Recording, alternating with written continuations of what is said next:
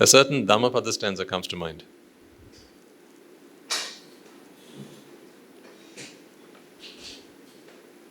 I'll share it with you and you can try and remember it.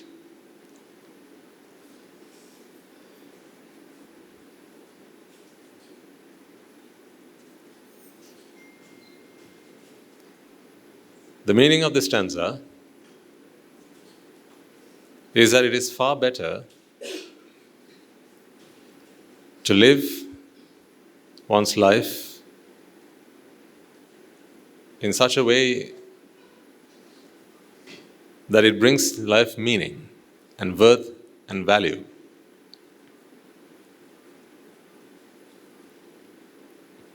One day lived with the higher truth is far greater, far valuable than 100 years lived without touching, without coming into contact, without reflecting on the higher truth, on the Dhamma.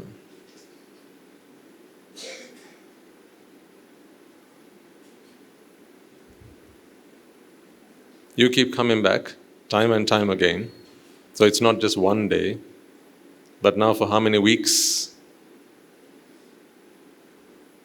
In the Buddha's words, what he says is, if you live just one day with the Dhamma, that is far greater than 100 years lived without it. You got to think about how many people live their lives, ladies and gentlemen,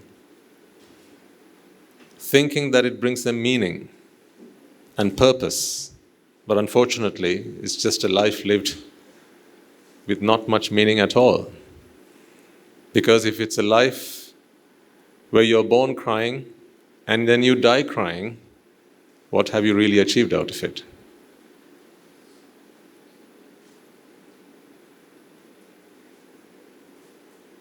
This is the meaning of the Dhammapada stanza. I will share it with you when a few other people have come into the room so that they can all learn it.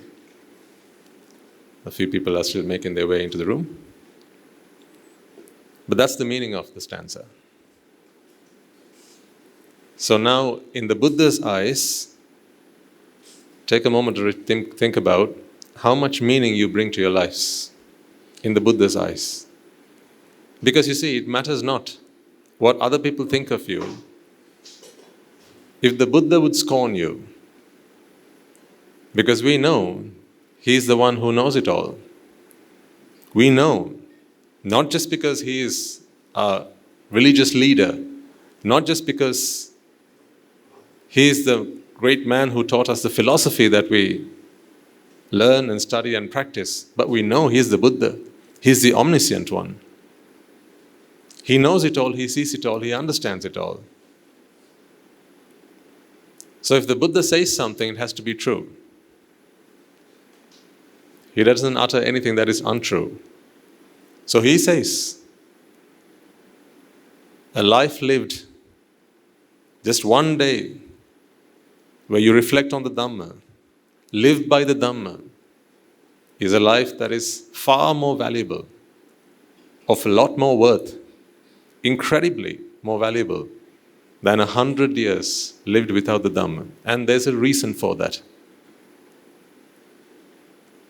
Those who keep coming back are beginning to understand the reason behind it.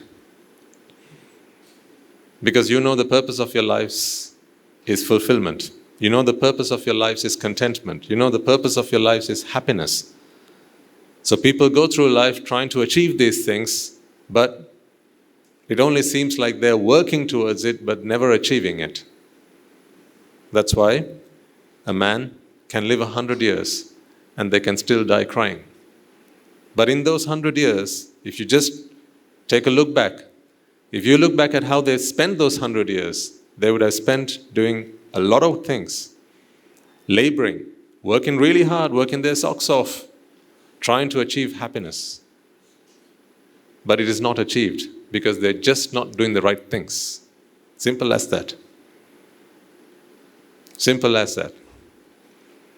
If someone asked you to work out a sum and what you had to do was to add two numbers, If you kept dividing one number by the other, not once, not twice, not 10 times, 100 times, if not 1,000,000 times, you're never going to get to the right answer, because what you have to do is what you have to do. People spend their lives doing things that have no meaning. It has no purpose. I often tell you, when you want to eat ice cream, eating an ice cream is not the answer. If it were, then you would only have to eat it once. But it never makes you happy. That's why you keep going back. First time ice cream, next time chocolate, next time cake, and then back to ice cream. C'est la vie, eh? And so life goes on. This is what we're here to reflect on. Try and give our lives meaning. Yesterday I reminded our listeners at the monastery, live your life so that your lives become extraordinary. Give it extraordinary value. Most people live very ordinary lives. You think the director or the chairman or perhaps the owner of a multi-billion-dollar conglomerate, you think he lives an extraordinary life? Not by the Buddha's eyes, not in his view. But he owns a lot of land. Maybe he has an island to his name. Maybe he has an airline to his name. Maybe he has several businesses to his name and several thousand people work as his subordinates. He is well respected in society, well regarded.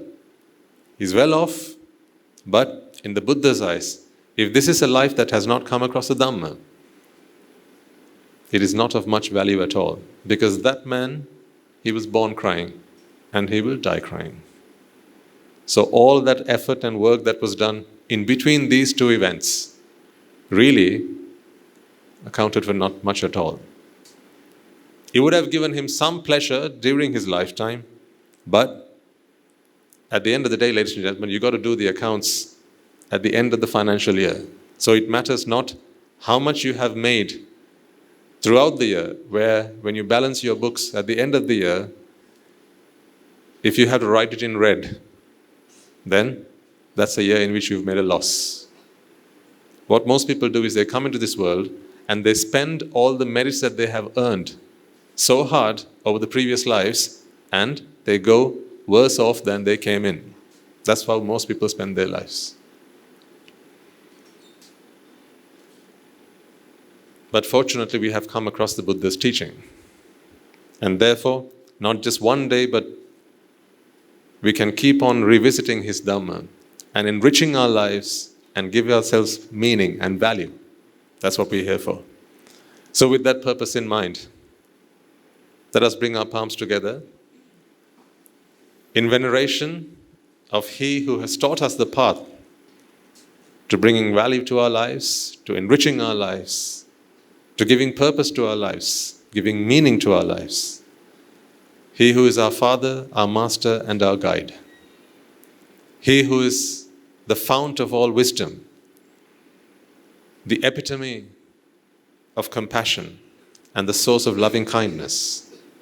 We bring our palms together in veneration of the supremely enlightened one, the perfect one, the magnificent one. He is the Lord Buddha. As we do so, let us also remind ourselves that this is a pledge that we take upon ourselves, an oath that we make for ourselves to walk the path that He laid down for us, on the path to ultimate bliss. May we always be on the right path until that very day we achieve the ultimate bliss of Nibbāna.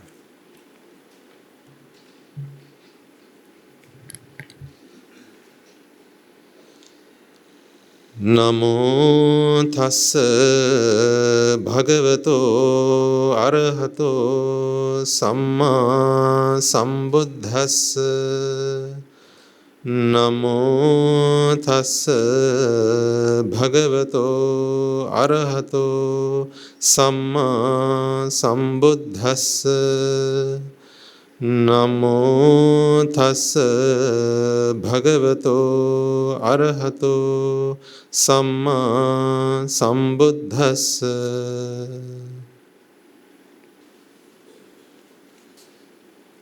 Right, looks like everyone's here now. It goes like this. Yoche vassa satang jive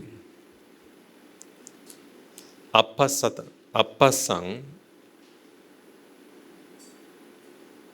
dhammuttamang. Yoche vassa satang jive appasang dhammuttamang. Ekahang jivitang seyo passato dhammuttamang. That is the meaning I gave you earlier, and this is the Dhammapada stanza. So once again, Yoche vasasatan jive, that means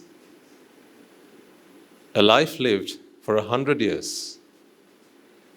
Appasang dhammuttamang. Appassa is to not come into contact with. That is what appassa is. You've heard of the word passa in the Paticcasamuppada, passa pacca vedana and so on. So passa is to come into contact. Dhammuttamang is the uttama dhamma. What is uttama? The great dhamma. In other words, the higher truth. Ekahan jivitan seyo. Seyo is great. Ekahang is one. And jivitang, I think it's pretty obvious. One day lived. Passato dhammuttamang. One day lived, coming into contact with the Dhamma. In other words, reflecting upon the Dhamma. See, I often tell you, ladies and gentlemen, just contemplate on how meritorious we all are. For you to be here, for all of us to have come into contact with the Buddha, Dhamma and the Sangha. Most of us were born Buddhists, weren't we? What is to be born Buddhist? It's like to be born Sinhalese. If you're born to Sri Lankan parents, if you're born to Buddhist parents, then you call yourself a Sri Lankan Buddhist. But did we ever explore what it meant to be Buddhists? How many of us actually put in the time and effort to understand what does it actually mean to be a Buddhist? We thought it was a religion. Yes, Buddhism is probably a religion. In fact, on various forms and documents that you have to fill in, they'll probably ask you, what is your religion? And then you put it down. I remember when I first had to fill in such a form, I went and asked my mother, Mom, what religion am I? And she said, Putta, you're a Buddhist. Okay. How do you spell that? And so she spelled it out to me, and I wrote it in the form. But you know what? It never dawned on me to go and ask her, what does it actually mean? So we had a Buddha statue at home, as I'm sure all, if not most of you do. And then every Poya day we used to go to the temple. So it was customary that we had to pluck flowers. That's what we do, right? You go to the temple, you got to take some flowers with you. And you just can't just go swinging your arms and, you've got to take something with you. Then you have to take some oil for the oil lamps. You've got to take some incense sticks. So Buddhism seems to be, it's like as long as you do that, you observe the 5 precepts, you go to the temple, you light the oil lamp, you light some joss sticks, you lay down some flowers, and you get down on your knees. You got to do that. You got to get down on your knees. And then you got to worship. So someone asks you, why do you worship? I don't know, it's the Buddha, you got to worship him. He was a great man. So why do you worship great men? Why worship? What's the point? Why do you worship? Why do you do that? Why do you get on your knees in front of them? What's the point? And then you see some monks, they'll come along. You see them in the temple and you have to go and worship them as well. And sometimes you have to offer them something. And you call it pirikara. It's almost like they expect it. This is the idea that was planted in our heads. Like they expect it. So, it's like when you go to see a friend, you got to take something, a cake some bananas, right? Some curd, maybe a bottle of treacle. So in the same manner, when you go to the temple, you go to see the Swami and say, you got to take something, right? So this became a very customary thing. And then it was also expected that once a month you got to feed the monks. You have to go to the temple and you got to feed the monks. In most Buddhist people's lives, that's it. People who call themselves Buddhists, that is the be-all and end-all of what Buddhism is. So once again, you observe the precepts. Number 2, you go to the temple on Poya days. Don't go any other day. Just on Poya days. That's enough. Other times you have to be at home trying to earn yourself a living and do what makes sense and do what makes you happy. But on Poya days you have to commit yourself to something holy, something spiritual, something higher and greater than yourself. So you take yourself to the temple, but you can't go just with nothing. You got to take, what got you take? Flowers, oil for the lamps, incense sticks, and you got to take something for the monks to keep them happy. And then also on New Year's Day, you can go to the temple because the monks bless you for the New Year. So all in all, that is what Buddhism, being a Buddhist, entails. Now you learn Buddhism at school, so there was a textbook. And in which class do they start to teach you Buddhism? Grade? 5? 8? Grade 1? Grade 1. I forget because in grade 1 I was not in Sri Lanka, so I didn't have that privilege. I started learning Buddhism from grade 6. So by that time I'd missed most of the Buddha's life and all the good and great things that he'd done and the stories behind it. Oh, and then you have to, if you are a good parent, you have to send your children to the Dhampasa. Yeah, where they learn for the Dharmacharya exam, the ultimate test. And if you become a Dharmacharya, then you can go on teaching the Dhamma. And that's about it, isn't it? As long as you've done those things and ticked all those boxes, you are well and truly a good Buddhist. Yoo-hoo, well done. By the Buddha's book, a good Buddhist doesn't die crying. How do those things help one not to die crying? By those, in the Buddha's eyes, a good Buddhist is one who does not go to the 4 great hells, ever. One who is free from the 4 great hells, a good Buddhist. But how often have you heard of your maybe grandparents, maybe relations in your own family, when they've passed away, and sometimes they come back and they cause you trouble, all sorts of trouble. Then you have to bring a kattadiya. These things happen all over the country. So, have they been really good Buddhists? Is a question to ask. And then later on it also became fashionable that a good Buddhist should do one other thing, and that is to be vegetarian. So I thought the same myself. So at one point in my life, I also became a strict vegetarian initially. And then, so first I was a strict vegetarian at one point in my life. And then I then became a pretend vegetarian. When people used to ask me, are you vegetarian? Oh yeah, I'm vegetarian. But when no one's watching, I know, it makes me giggle as well.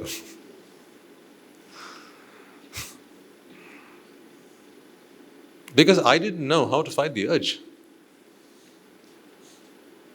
Everyone else at home, they consumed meat, but I thought that I was a good Buddhist, so I had to become vegetarian.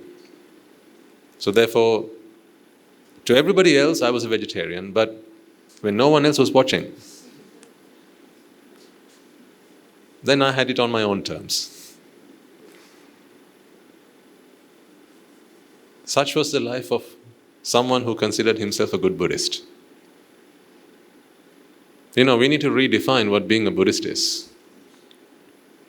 Otherwise, they just stack it high and sell it cheap. Buddhism is not like that.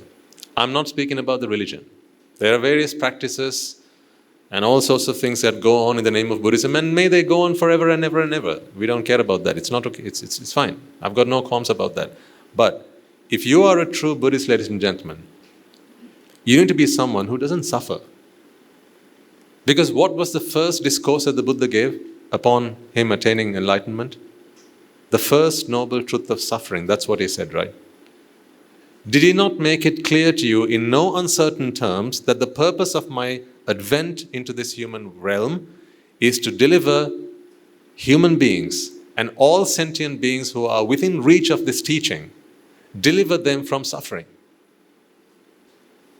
That was his first teaching. I am here, he said, in no uncertain terms, to free you all from suffering. That is the message that I bring you. So how can a man who dies crying consider himself a good Buddhist? Conventionally, yes, I have no arguments about that. But I'm talking about the more profound meaning of being a Buddhist. I need all of you to aspire to that. That is the purpose of my coming here.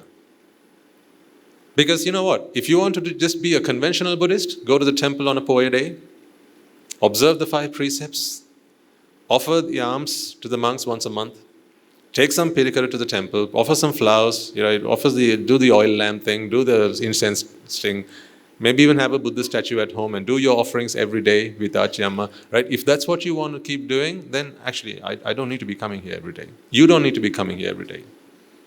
I think we all knew how to do all that without my help.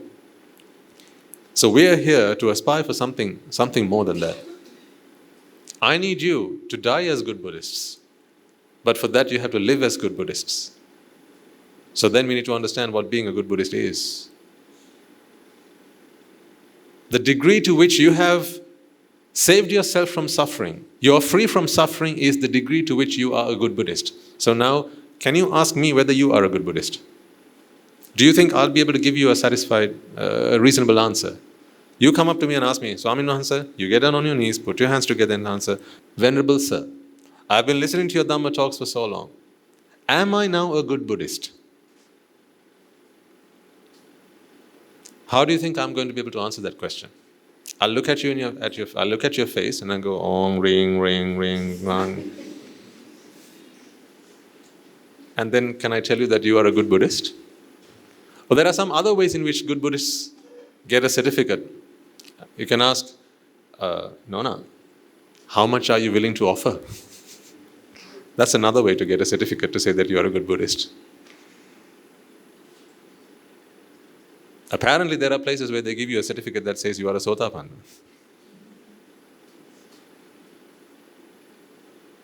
You just have to go in wearing Giorgio Armani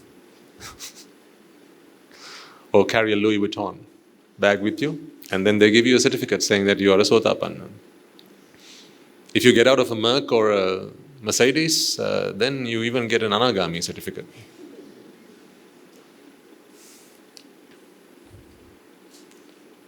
It's very interesting. Very interesting. I wonder if you get out of a Porsche, wonder what you might, maybe an Arahant certificate. Or maybe you need to get out of your private jet for that, I don't know. You know what, ladies and gentlemen? Let's cut to the chase. Let's cut out all that crap, all that nonsense. There is nothing more practical than Buddha's philosophy. This is the most practical thing I've ever come across in my life.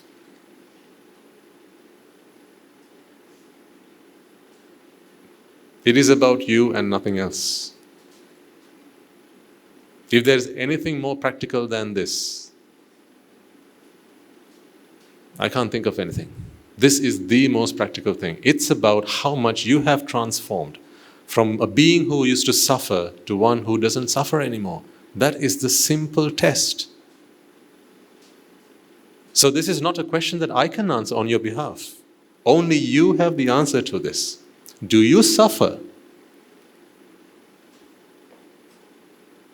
If you suffer, then you still have work to do. If you don't suffer, then you've already got something done for yourselves. If you don't know what to do when you suffer, You haven't even started. You haven't even embarked on the journey of becoming a Buddhist. Because people out there, when they suffer, they don't know what to do. Don't you see people fighting each other all the time? See, on a bus, on the train, on the street, at the shops, what do people do? If they feel offended, what is the normal reaction? What is the default reaction that mankind exhibits? An eye for an eye, isn't it? So much so that if you don't retaliate, if you don't fight back, it is considered considered belittling yourself, undermining yourself.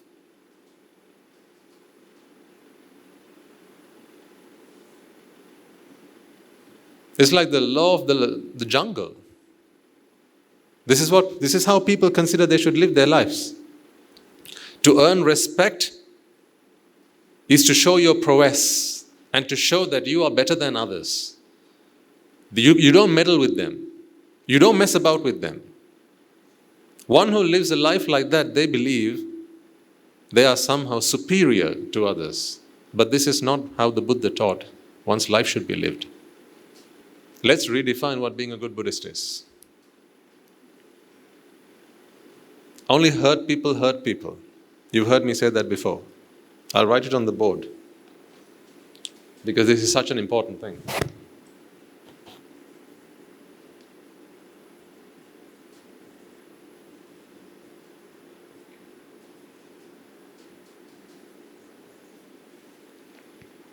Do you agree with me on this statement?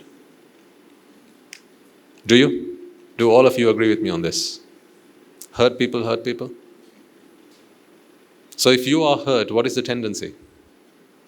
To hurt someone else.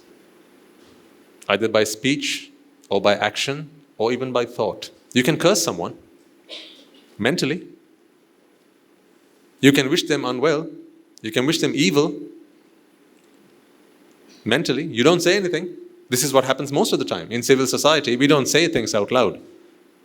We give them a frown, but that's as far as we are willing to go, because we don't have the courage to do any more than that, most people. Or, this in civil society, you're not supposed to.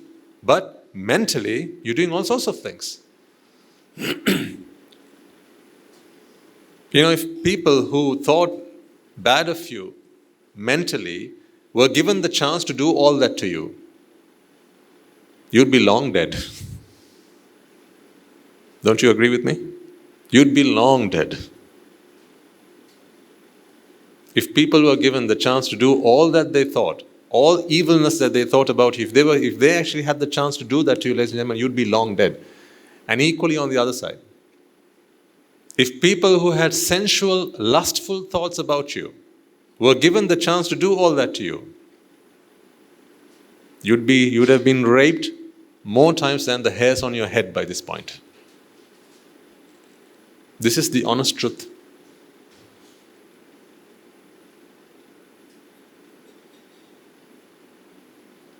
Women in the house, do you know how many times you get raped as you walk along the streets by people who do it mentally? Try going on a bus, catching a train, walking along the streets. They're hurt people. I'm not saying they're bad people. I'm just saying they're hurt people. They're hurt. The only reason they don't act out what they think is they know that the consequences of that are going to be dire. They probably get locked up in a prison cell somewhere, or the defame that is going to bring them, or their families. If they could just ignore and forget all that, chances are you wouldn't come out unscathed. That's not because they're bad once again. It's only because they're hurt. Hurt people know only one thing to do: hurt other people. It goes both ways. How many times have you caught people ogling you? Again, I'm not saying they're bad people. Eyeing you up and down. How many times have you felt the need to tell them, Hey, dude, my eyes are up here.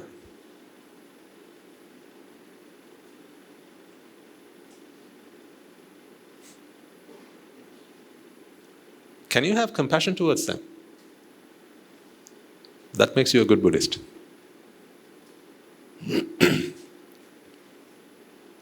If when someone does that to you, you can have compassion towards them because you're not hurt, that's what I'm talking about. Because when you are the victim of that, if you are hurt, now here's what you want to do. You want to hurt them. But it takes a great person, someone who has come across the dhamma, to understand what you give is what you get. What goes around comes around. I have no one but myself to blame for this. No one. This is not your fault, it's in fact not the aircon's fault. This is just the environment that's drawing the vipaka. That's all.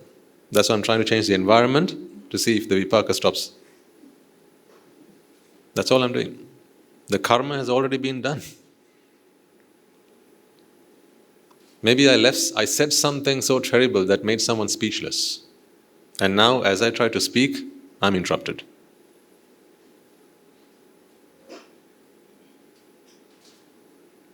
You know, like when you say sometimes something to some people, oh, you have experienced this.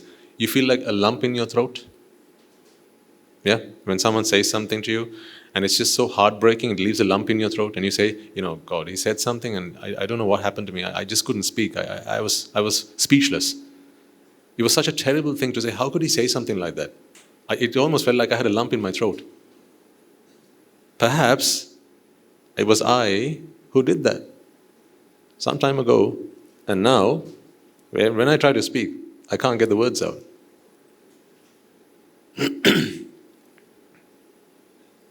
Like I said, what goes around comes around. All of this is my doing.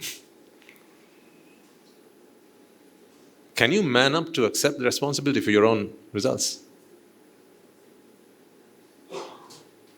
Can you woman up and accept responsibility for your own results?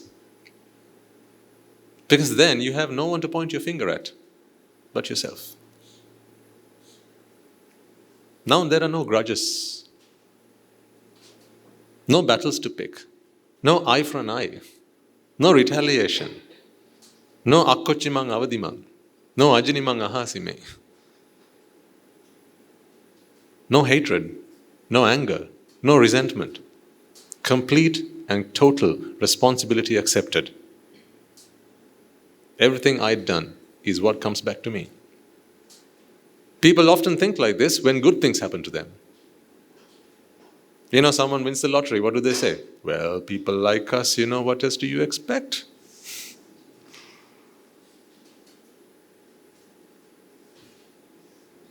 But when a mother loses her child, what does she look up and say to the gods up there? Why? Why what? Why? Me. Of all people, why me? I have lived such a holy life. I have been the best mother a mother can be. Why me, God? Why me? They don't ask that when they win the lottery, do they? Why me? Who else but me? Is what they say then. That is being partisan. That is not totally being okay with anything. Take responsibility for anything that happens to you. If some of you are nearing, some of you are now towards the elderly years of your life. You're beginning to pick up those aches and pains that come to you, and sometimes you're trying to get treatment for it, but no matter how much you treat them, it's not going away. You've been to the specialists, you've been to the doctors, you've had the scans done, you've had the MRIs done, you have this done, you had that done, you even went abroad to get the best treatment you could afford. Find the best consultants, but no matter how much treatment they do, they still can't find the cause of your pain. There comes a point where you have to say, accept it. I know people like that. You know what happens if you can't accept that? You start to build up resentment.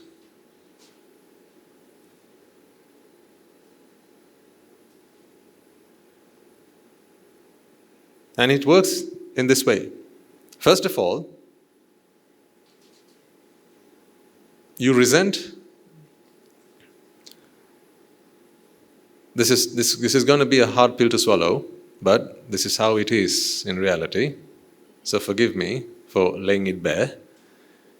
First of all, you begin to resent those who do not suffer with the same symptoms that you do. You don't speak it out, but these are thoughts that begin to fester in your mind.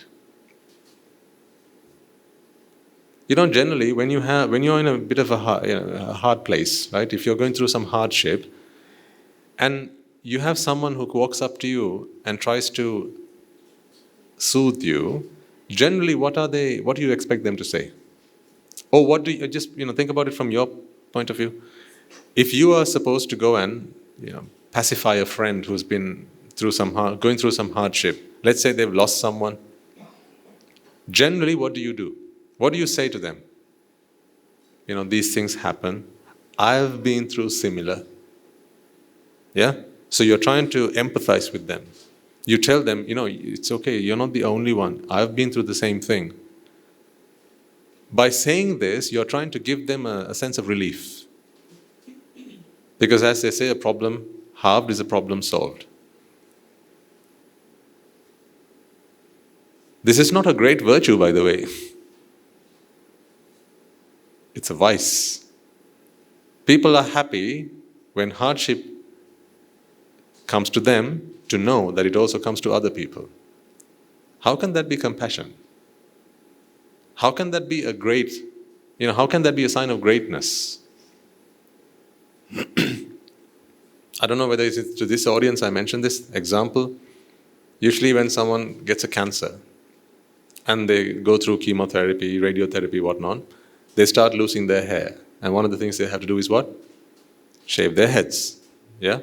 So usually when someone shaves their head, for support, moral support, their friends, sometimes members of the family, they do the same. And that makes them feel better. Like I said, this is a hard, tough pill to swallow. And I don't mean to offend anyone. I'm just trying to show you the human condition.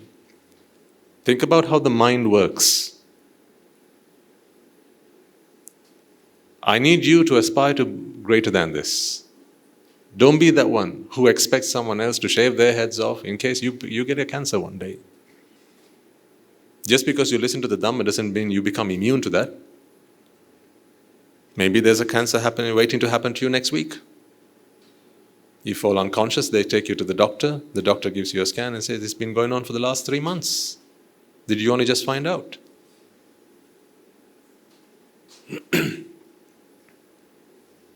Whether you're a good Buddhist or not, you'll be able to check in that moment. At that moment, do you suffer? What is happening to you physically, is that affecting you mentally? You see, this physical and mental, there's a divide between these two. What connects these two things together is ignorance and attachment. So that when pain comes to the physical body, if it affects the mind, that is not the sign of a good Buddhist. A good Buddhist is able to see the physical body as the body and the mind as the mind. One does not affect the other. But right now, perhaps even something that happens to your children bothers you. It hurts you. If your child gets into a fight at school and he or she comes home and says, Amma, you know what happened today? What's that black eye? What happened? Well, someone knocked me. Someone hit me. Someone attacked me. If that causes anger within you, if that ignites anger within you, then there is the evidence that there is more work you need to do to become a good Buddhist. You're not the one who's been attacked. Your child is. So how does that hurt you? Because you'll say, that is my child. That is the answer. How do you know it's your child? You believe that's your child. So how does something that happened to your child hurt you? How does something that happens to your house hurt you? How does something that happens to your car hurt you? How does something that happened to your property hurt you? You and that are not the same. Now, in your previous birth, you also had children, right? For those of you who believe still that there was a previous life previous to this. When you died and now you're born, now you are a brand new person. Let's just assume that when you died in your last birth, your children were very young. Let's say they were just infants. So if you've lived now, 20 years, 25 years, they're probably, by this point, about 30, 40, maybe that time. That sort of age period going on. Now, one of them gets run over by a car. Does that hurt you? Does it bother you? It doesn't. So the fact that they are your child doesn't hurt you. What hurts you is you thinking that is your child. Your belief that it's your child. There is no other connection than your own perception. It is this perception that you need to tweak, redefine, recalibrate, re-engineer. Because right now, it's flawed. It's been hijacked by ignorance and attachment.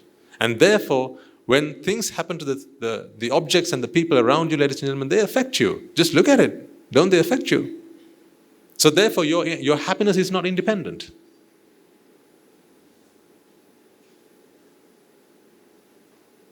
It's like you're flying like a kite, but the strings are attached to so many people and objects on the ground.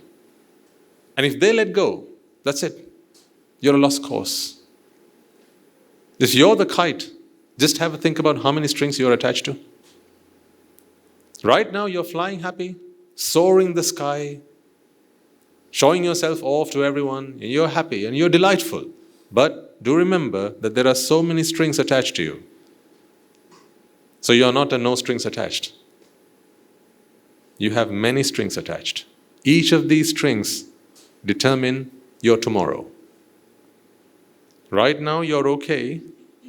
In this state of mind, you're in this good mood right now because you think, you don't know really, you think that everything at home is fine. One call is all it takes, doesn't it? To upset you. What if you get a call, your text message from your mom right now? What if you get a text message from your sibling right now? Emergency. Dad's been taken to hospital. If dad's been taken to hospital, you getting to the hospital is one thing. That's your duty, that's your responsibility. But on your way to the hospital, your heart is beating like the engine of the car. It's as heated up as the engine of the car. How so? Now there's not just one casualty, there's another casualty waiting to happen. You think people have not had accidents on the way to seeing someone who has had an accident and in hospital? How so?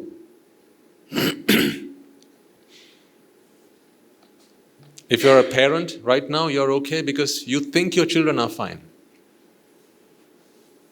Maybe you don't even know it, but your child has started to do drugs. One day you're going to find out. And that one day can come tomorrow, it can come in a week's time, it can come in 2 years' time, when he's ruined himself completely. And he goes into a state of shock. They take him to the hospital and then they figure out that he's been doing drugs. How does that leave you as a parent? Even the thought of it right now sends a shiver down your spine, does it not? Just the thought of it. If your little one just runs across the street and you see a car coming, your heart skips a beat, doesn't it? See, you suffer. So what should a good parent do? What should a good Buddhist parent do? Look away when the child runs across the street and you see traffic approaching? No. Try and save the child. I'm not talking about what you do physically. I'm not talking about you calculating the required steps to save the child. I'm not talking about that. What I'm talking about is how you fire up emotionally. There's a fire that ignites within you. There's a furnace that ignites within you and it consumes you entirely, sometimes to the point where you can't think rationally. When you're emotional, do you think rationally? Honestly answer this question for me, all of you. When you're emotional, do you think rationally? You can't think rationally because you're prejudiced. The Buddha says this himself, Chanda, Dosa, Bhaya, Moha. These are the 4 prejudices that take over your mind. When these 4 things happen within you, ladies and gentlemen, try your best not to take any decisions. Because whatever decisions you have made in those moments will tend to be the wrong decision. Chanda is great desire for something. Remember the last time you had a great desire for something and you put a ring on it?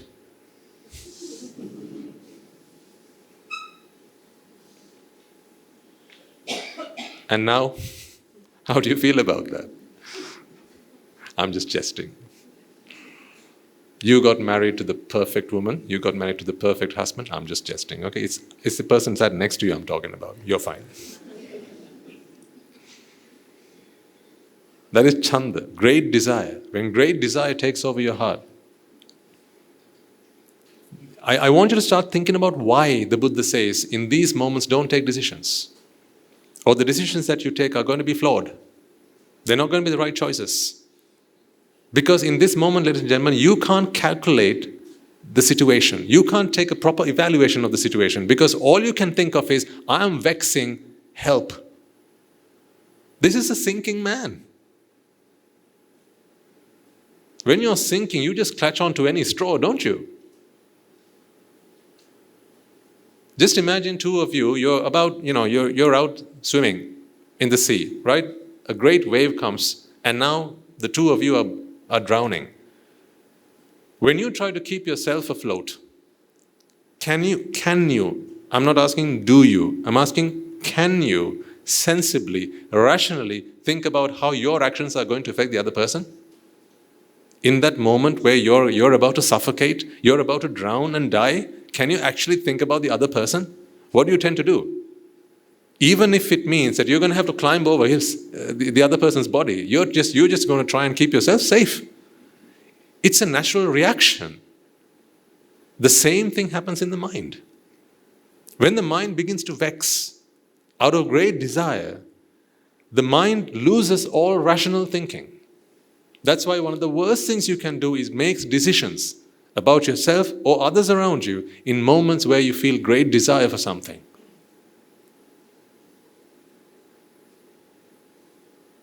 Proof of this? Your blood reports. No? Didn't the doctor tell you you're not supposed to be eating sugar? Cut out the fatty foods, cut out the sugary foods, cut out the oily foods, but in moments of great desire, you make a choice, you make a decision, and has it been the right choice? No. How many times have you walked up to the fridge and you knew you shouldn't be opening that freezer? Because you know there's a demon inside. Or there's a lamp inside, and once you rub that lamp, the demon within you awakens. So you shouldn't be opening the freezer. But nonetheless, you open the freezer. You think, I'm just opening it, I'm not even touching it, I'm just opening it, right? What's so bad about that? So you open it. Now, it's out there, staring at you, fruit and nut.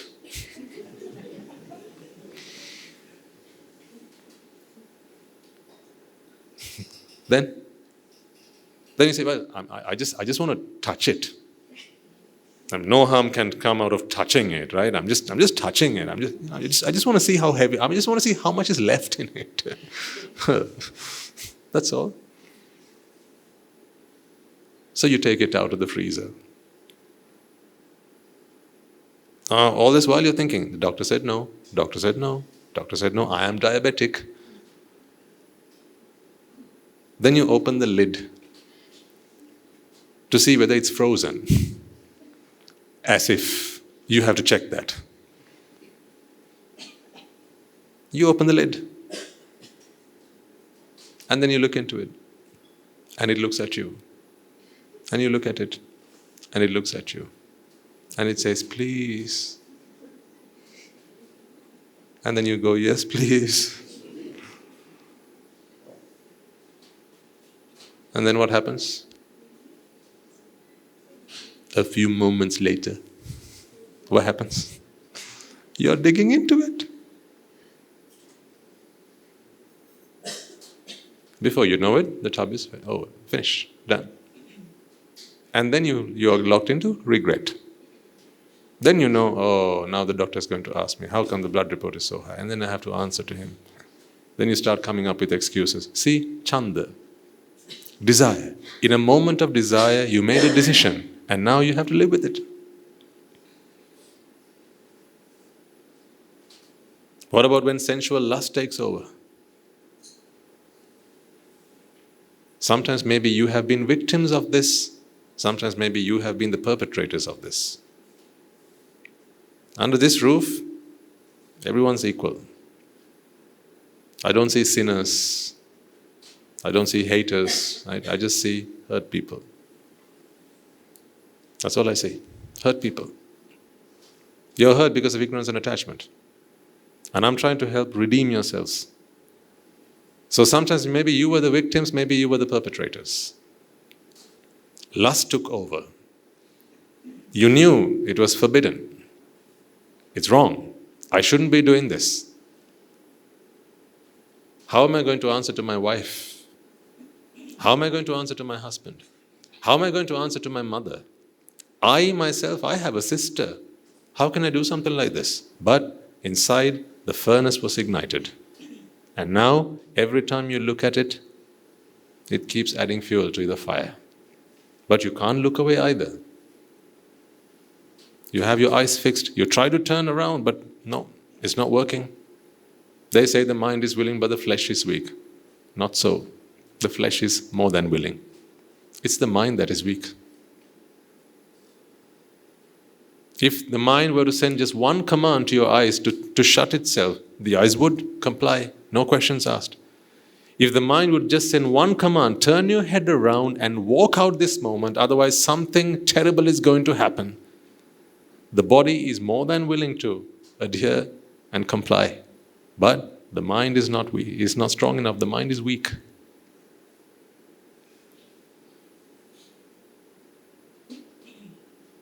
Perhaps you were the victim. Perhaps you were the perpetrator. And you know what happened then.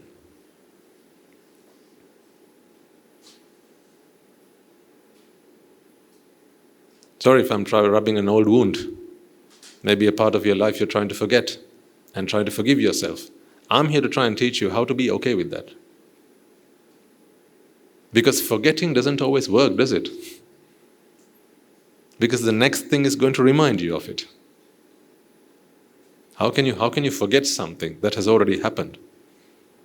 Either they have to treat your brains and take some part out of it so that you can't be reminded of it, or you got to learn to be okay with what happened in the past. This is what I'm trying to help you do, ladies and gentlemen. I can't expect you to, I'm not a hypnotizer. Let's go back to your childhood. Now let's forget what all those things that happened in your childhood, and now let's come back into the 3, 2, 1, you're back in the room, you forget everything. No. I want to teach you to be okay with that. That's what I said. This cough, now it's gone, see? All I did was change the environment. But the karma is still there. Switch this back on again, and I'll start coughing. The karma is still there. But, see, this is the beauty of being born human. If I were an animal, if I were a dog, I wouldn't know what to do about it. This is why I always say, give your human lives great value, ladies and gentlemen. Don't undermine it, because you have the choices that you can make. You can choose your vipaka. Only beings in the Sugati worlds, only beings in the blissful plane can choose their vipaka. They also have the choice of karma. Which karmas do I do? They have a choice of that. They also have the choice of vipaka. To a great degree, I can't say to every degree, but to a great degree they have. For instance, you can't choose not to feel hunger. That's not a choice you have. It will always come.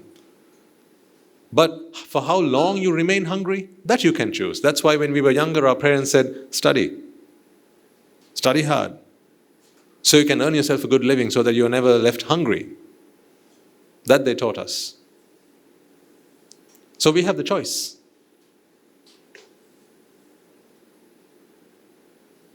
But when the mind is vexing, you can't make a rational choice. Do you understand what I mean by when the mind is vexing? When the mind goes into a state of it feels a sense of a void. Not a void, a void. It feels like something's lacking. It goes into a state of yearning, an urge for something. In these moments, you are weak. When you see a young man dressed up, he's preparing himself to go see his girlfriend, brush his hair, got his makeup on, nicely dressed, bouquet of flowers in his hand and box of chocolates in his other hand, right? He's waiting for that moment to see his girlfriend. He looks very presentable. And ask anyone else and they'll say, well, he looks very dapper. Look at him. Very smart, very elegant, very handsome. Now look at him through the lens of the Dhamma.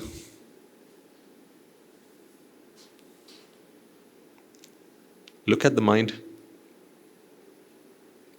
That mind is so feeble, so weak, that to achieve happiness, it needs someone else to say yes.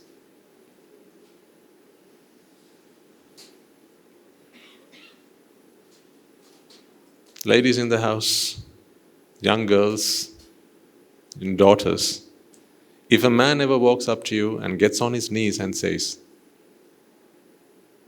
will you make me happy? If you be mine, I will make you happy. This is not a man that can ever make you happy. Don't fall for it. You can if you want to, but it's my duty to inform you. Make an informed choice. Because here's the deal. The guy comes up to you and says, will you be mine? I propose to you, will you be mine? If you will be mine, I will always keep you happy. Now start thinking rationally. Just take an analytical view about this situation. Don't get emotional. Because if the heart jumps forward, now the brain locks down, right? So when that happens to you, tell your heart, whoa, dude, step back. Let me handle this. I'll make some decisions and then you go forward. So let your brain do the thinking and let you just stop being emotional about things. Because when you're emotional, you can't think rationally. You just agreed a moment ago. What is this boy, or girl for that matter, asking from you? What are they requesting? What are they beseeching? They're actually asking you to make them happy. Aren't they? This boy is asking you to make them happy. So if they're asking you to make them happy, how on earth are they going to make you happy? Think about it. But what is the promise that they're making right now? Don't get me wrong, I've been there, I've been to the gig, I bought the shirt, I know what it feels like, right? But I don't want you, those who are yet to make those decisions, I was going to say foolish decisions, then I thought maybe it'd be too harsh. Did I just say that? I speak to you, please think rationally. Think rationally and make the right choices about your lives. I'm not saying don't say yes or say no. That's not up to me. It's all up to you. Because whatever choices you make, you have to live with the consequences of that. Good or bad. Either reward or regret, you're going to have to live with that. But as a member of the Sangha, as someone you trust to share with you good advice, here's what I have to give you. Whenever you have to make such choices, ask yourself, are you prejudiced? If you are prejudiced, this is the Satara Agati, as the Buddha puts it. The 4 prejudices. Chanda is a great one. Desire. If as you look at this boy, and you see how well he's dressed, and you think he's handsome, you forget the fact that this is only temporary. You completely forget the fact that he's only here in his best appearance. He's not always like this. Wait until the following morning. The day you tie that knot and he takes you home with him. None of this. Yeah. That was the first and the last time he got on his knee, right? Never after that. But here's what you thought. This time he's on one knee. Surely when we get home and get married, he'll be on both knees. That's not how it worked. Not how it worked out. Please don't feel I'm mocking someone. I'm just saying, I have a problem with the mind that is ridden with ignorance and attachment. I want you to make rational choices. Don't get all emotional. When you get emotional, it's very difficult to make a rational choice. And then if you make a choice and you make a decision, now you start taking actions. Actions bring results. Actions bring reactions. And that reaction is always destined to the object that enforced the action. So therefore, it's always going to come back to you. So think about this. The other one is bhaya, fear.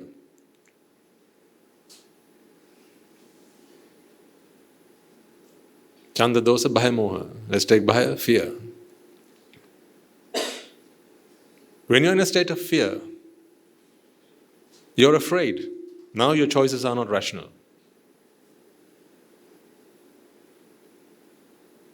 And insurance companies know this very well.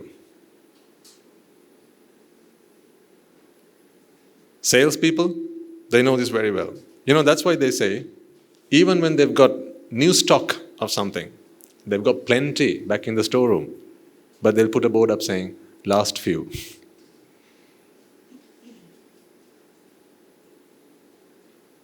Tricks. What are they trying to instigate within you? Fear. Fear of a lost opportunity. Buy it now or never. See, fear, as the moment it hits you, you go into irrational thinking. Logic goes out the door. Now emotion kicks in. I'm showing you some of the reasons why you made choices in your lives which you later on went to regret. Sometimes, have you never caught yourself lying because you were afraid of consequences, but then later you got caught out anyway? And then now you had two things to account for. Why you did the thing and why you lied. But it was fear that took over. In that moment, it didn't occur to you that honesty is the best policy. So you lied because fear took over. Don't these things happen to you? You're looking at me like blank faces, like, do these things happen to people, Swami Nasa? You must have had a troubled childhood. You're looking at me like that. Do you not go through these problems? Where you've caught yourself lying about something in a moment of fear? Someone comes and asks you, did you submit the report? And you remember, oops, I didn't submit the report. Yes, I did. When? Yesterday. Okay, well, it wasn't in my inbox. But no, I did. Maybe go check your spam. And now you remember, oh God, now what am I going to say? See, fear took over. You're scared that you'll probably lose your job or get told off for something. So therefore, fear took over and you started lying. Ekan dhammang atitassa, musavadasa jantuno, vitinna paralokassa, natti lokang akaryang. The Buddha says, one who can lie can commit any offense. Yes or no?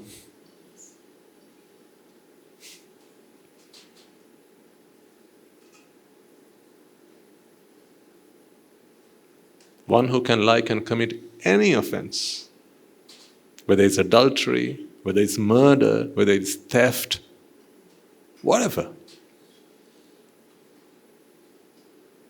So if you lie, if you are a liar, please, once again, don't think that I'm accusing you of liars or being liars. Okay, I'm not accusing anybody. I love you all. That's why I come here, despite whatever difficulties we have.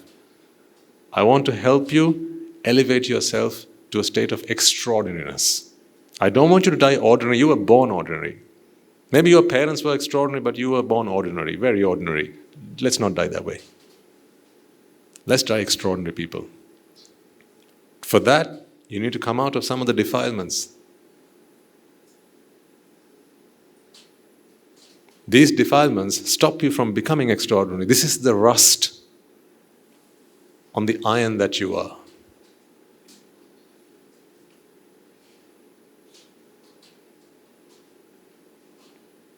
So let's get it off. Let's de-rust you. so that you can achieve a state of extraordinariness beyond any imagination, beyond your wildest imaginations. You thought when you were younger you wanted to become a doctor. Why did you stop yourself at that? Why set yourself such low goals, I ask you? Now I know this goes against every principle in society, because in society if you become a doctor, it's like you're like God, right? Certainly in our culture, that is what I wanted to do. I am a doctor now, yes. Not that kind of doctor, different kind of doctor. But don't stop yourself there. There are so many doctors out there. I know now they're all leaving the country, but that's another matter. That's not what I'm talking about. Don't stop yourself at that. Becoming a doctor, yes, 6 years of study and then further study, right? I understand. That is not an achievement to be shouting off the rooftops from. Become someone whose happiness is unshakable. Now, that's something to achieve. That's something to aspire to. Someone who doesn't feel lust, so that anyone can leave their wife with you without fear. How many friends do you have who you trust enough to leave your wife with? Let me turn that question around on its head. How many friends do you have who can leave their wives with you and trust you wholeheartedly? How many friends do you have who can leave their teenage daughters with you? No questions asked, no doubts, no nothing. Not just for the afternoon, they can leave you at your place overnight and nobody else is at home either. You'll say, customary, it's not right. Okay, I'll get a permission from the king to say it's okay for one day. Right, so one day, that's okay. But they can't trust you. Why can't they trust you? It's not because you're bad, it's because you're hurt. That's why. When you are hurt, you tend to hurt people. What do I mean by hurt? Vexed. When you are vexed, you tend to vex people. When there's a fire burning inside you, you tend to set people ablaze.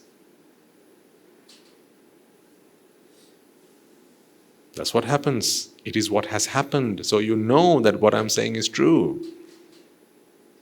You know there were times where you felt the urge, but you had to fight it because you knew it was bad.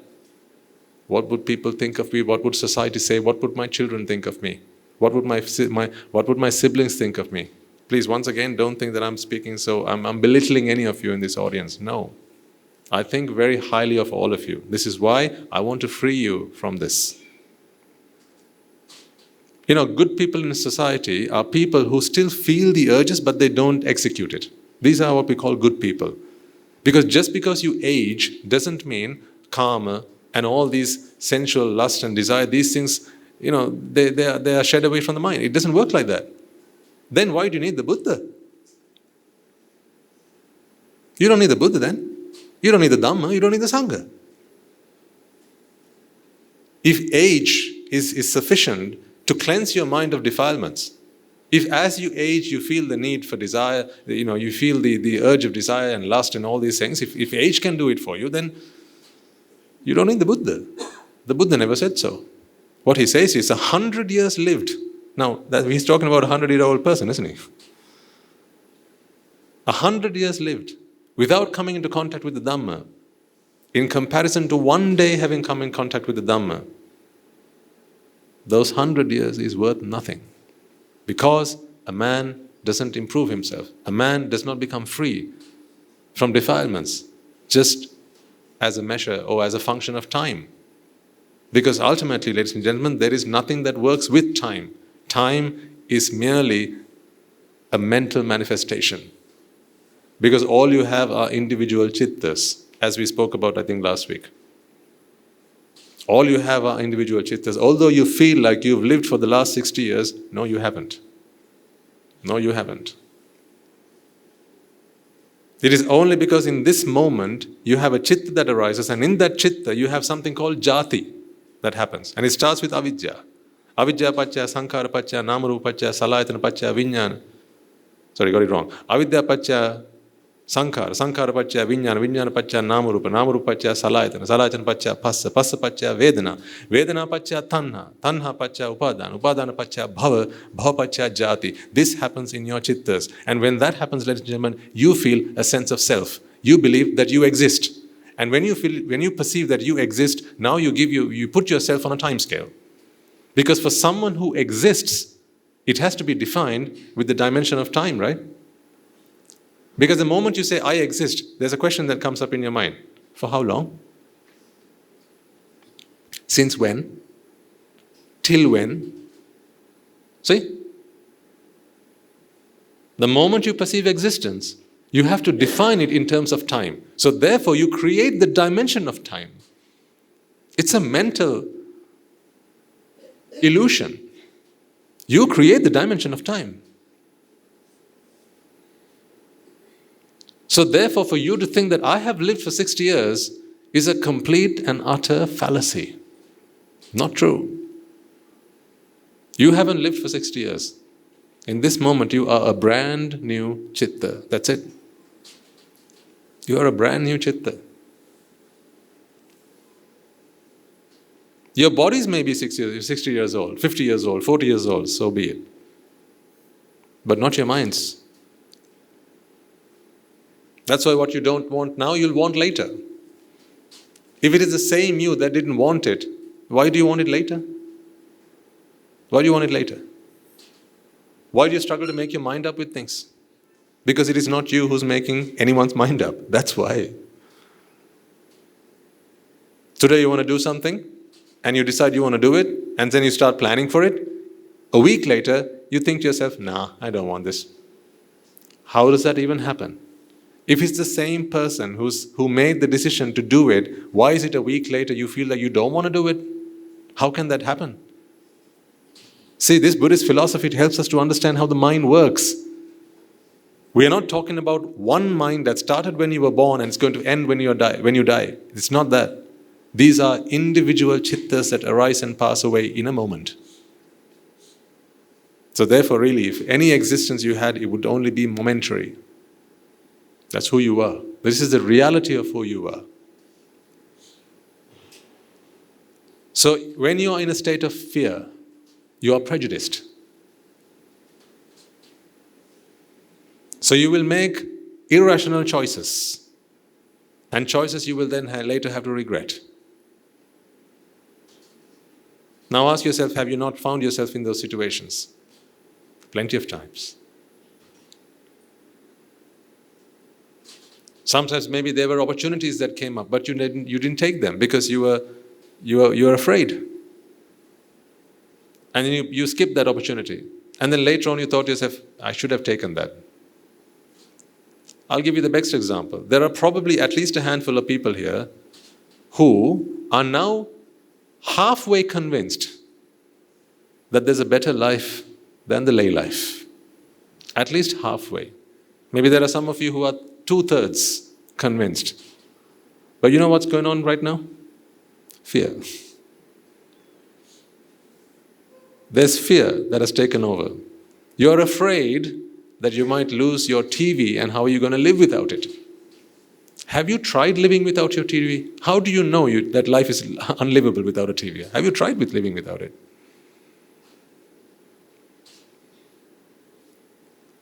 Honestly, now, don't answer this question, but answer it in your own minds. If I could promise you for the rest of your life, food, lodgings, clothes, medicines, and the path to ultimate happiness, are you willing to come with me? Once again, food, lodgings, clothes, and medicine, whenever you're ill, not from the village doctor, take you to the best doctors. You don't even have to drive there, you get driven. You don't have to cook, it gets cooked. You don't have to build, they get built. The magic of the sasana. And to top all that, you get the ultimate path to happiness. Nothing you've done so far has gotten you happiness, but this cast iron guarantee, if you do it well, you will achieve happiness.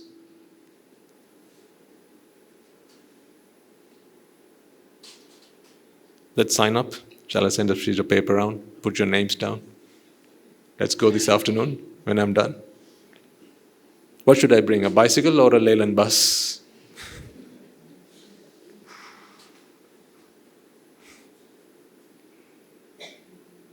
Why? You're afraid. That's what you are. You're afraid to jump.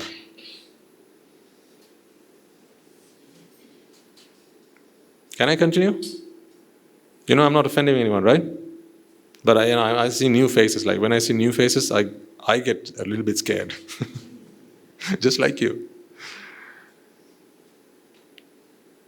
Sometimes I'm a little bit hesitant when I see new faces, only because I don't want to offend anyone. But sometimes it can come across like, Swaminathan is very offensive. He's very stern. He doesn't have any compassion. He doesn't like speak out of compassion and loving kindness. He's very tough. No, it's not like that. Ask the regulars. When I get off this seat, I'm like a baby. But when I'm on this seat, I'm here to heal you. I'm like the antiseptic. When you rub it on the wound, it hurts, it burns. But you got to know that it is only done out of kindness. My teacher spoke to me in this manner. Therefore, I made the right choices. Today, I have no regrets. I want you to live a life like that. So I ask you again this question. What are you afraid to leave behind? And because you are afraid to leave them behind, you are unable to make that choice. A choice that will take you to ultimate happiness. A choice that will take you to greatness. Why don't you become a Bhadrakachayana Maharahathiranin Vahanse? Why are you just someone who worships her? Why can't you become someone who is worshipped? Ladies, gents, if you are someone who worships, you are an ordinary person. If you are someone who is worshipped, now you're an extraordinary person. How do you want to spend your life? Worshipping or being worshipped?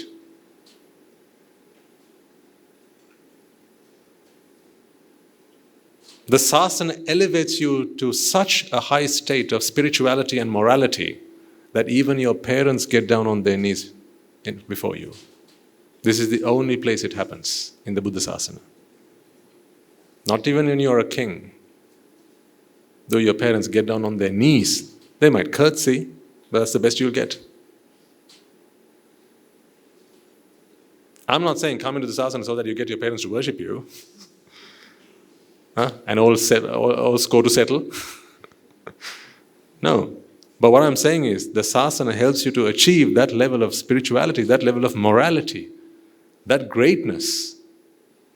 You become a chitta that is free of suffering. And then you become a force that can spread love and loving kindness to all.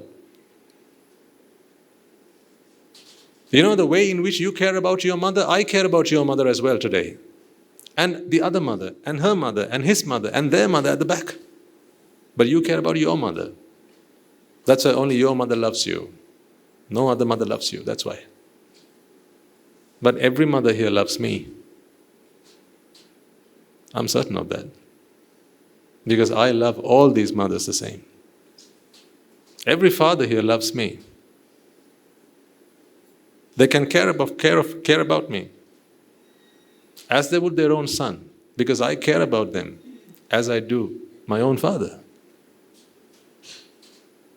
But if you are bound to your father, if that is all you can think of, if your heart is so small that you can only fit one mother and one father inside it, very ordinary, very ordinary.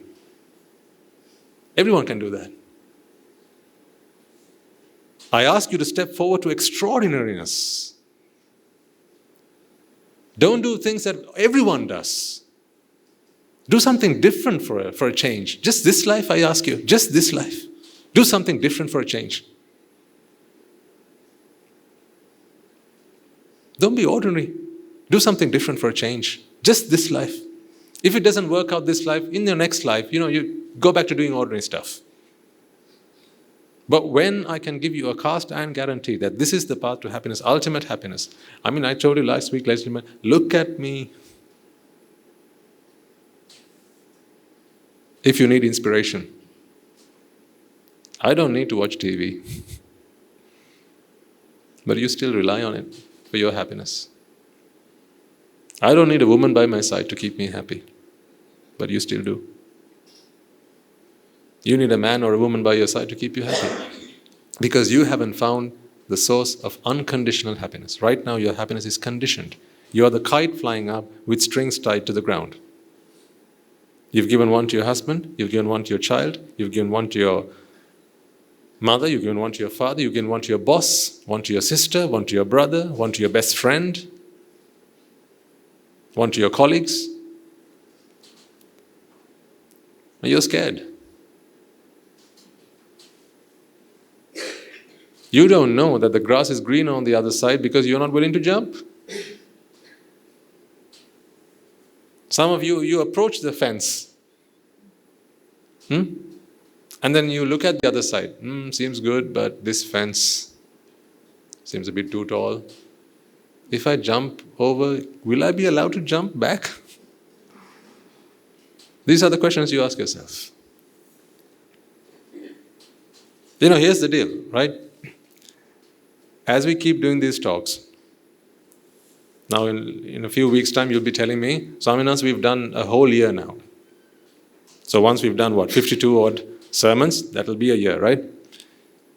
If there's no one here that's willing to come and join this mission, I'm going to go back and speak to the organizers and say, let's get someone else to come and do these talks. Honestly. I want results.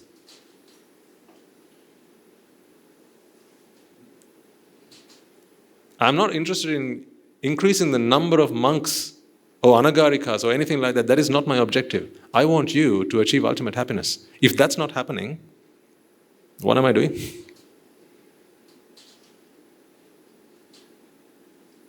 No pressure, none whatsoever, but I want you to understand the truth. And if that's not working out, then certainly I'm not doing something right either.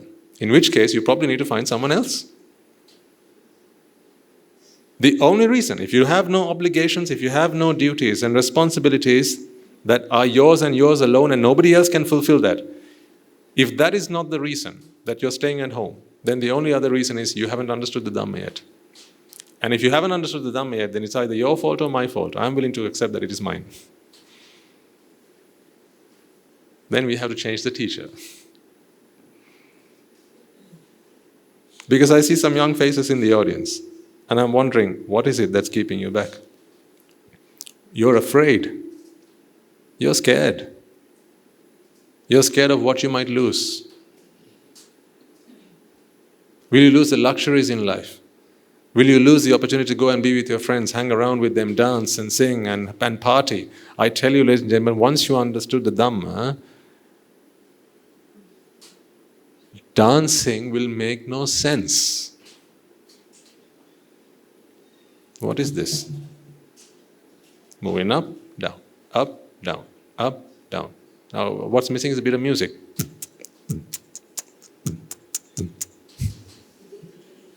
Now that's dancing. Now that's dancing.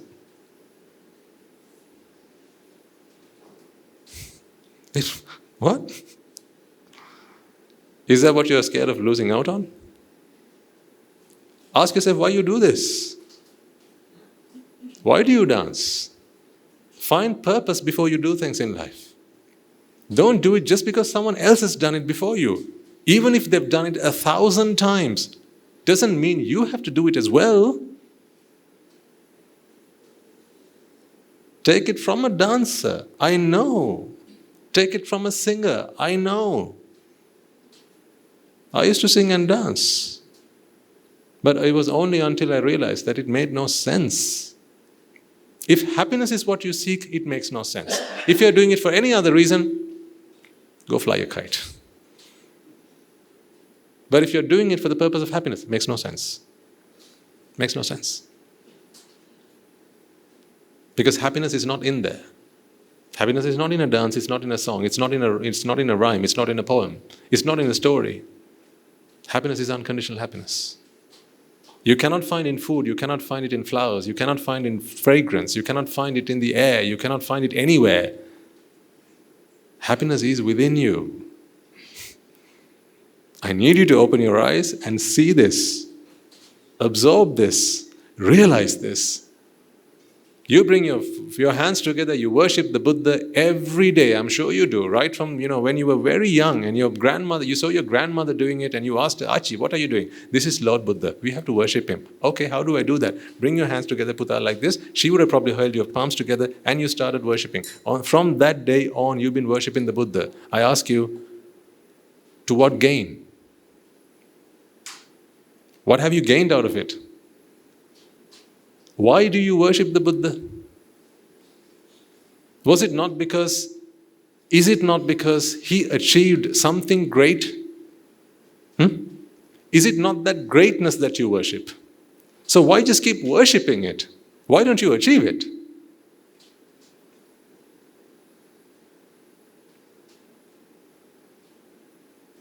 Don't you have an uncle who's a doctor, who inspired you to want to become one?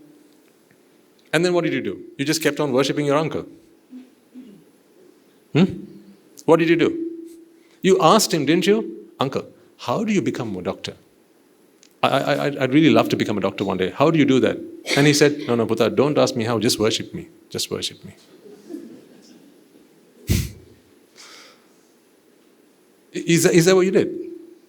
No, you asked him how to become a doctor, and then he told you, well, first you've got to do your studies well. You've got to get some experience. You've got to develop your virtues. You've got to become compassionate towards your patients. You've got to be able to understand human feelings.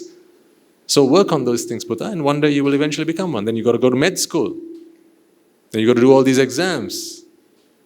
So then you took that advice on board and you started working on them. Now I ask you the same question. You started worshipping the Buddha before you started worshipping your uncle. From when you were very young. Remember, it's not the Buddha that you actually worshipped. You worshipped the Buddhahood that he had achieved.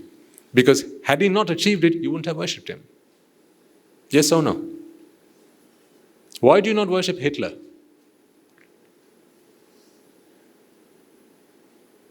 But here's what he's going to do one day.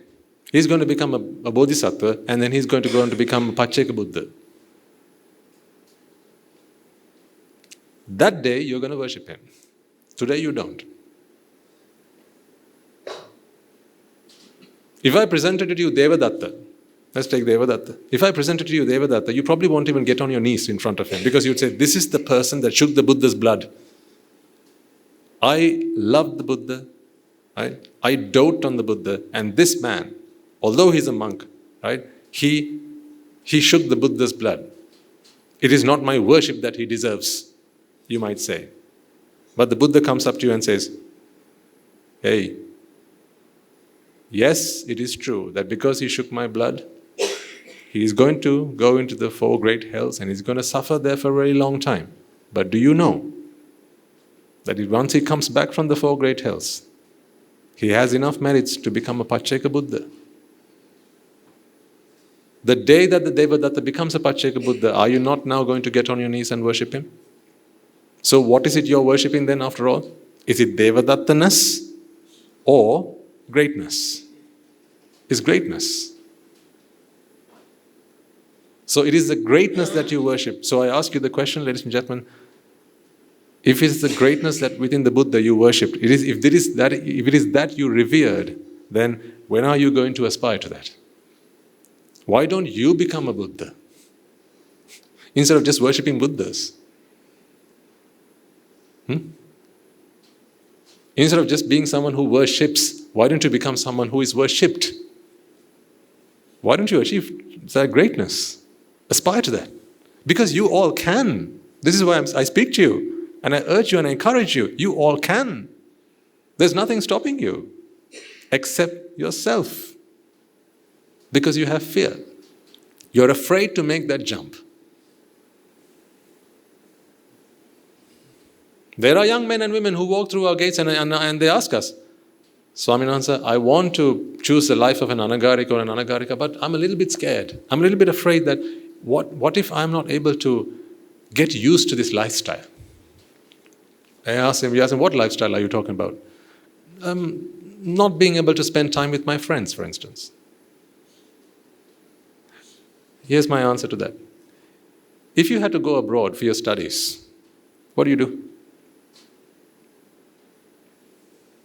Then you leave behind your friends, no problem, right? And you make new friends. So in any environment, I mean, you're not trees, are you? You can make friends. Right? So in a new environment where you have other people, you start making new friends. And these friends are going to be noble friends. They're not going to be those who come up to you and say, scratch my back and I'll scratch yours.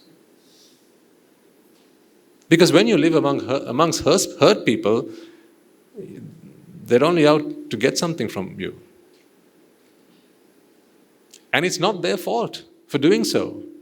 Remember, a vexed mind is always looking for relief. It's not their fault. There are no such thing called bad people in this world, ladies and gentlemen. There are only ignorant people. Ignorant people, ignorant of the dhamma. And wise people who are wise of the dhamma. That's it. These are the two kinds of people you find in society.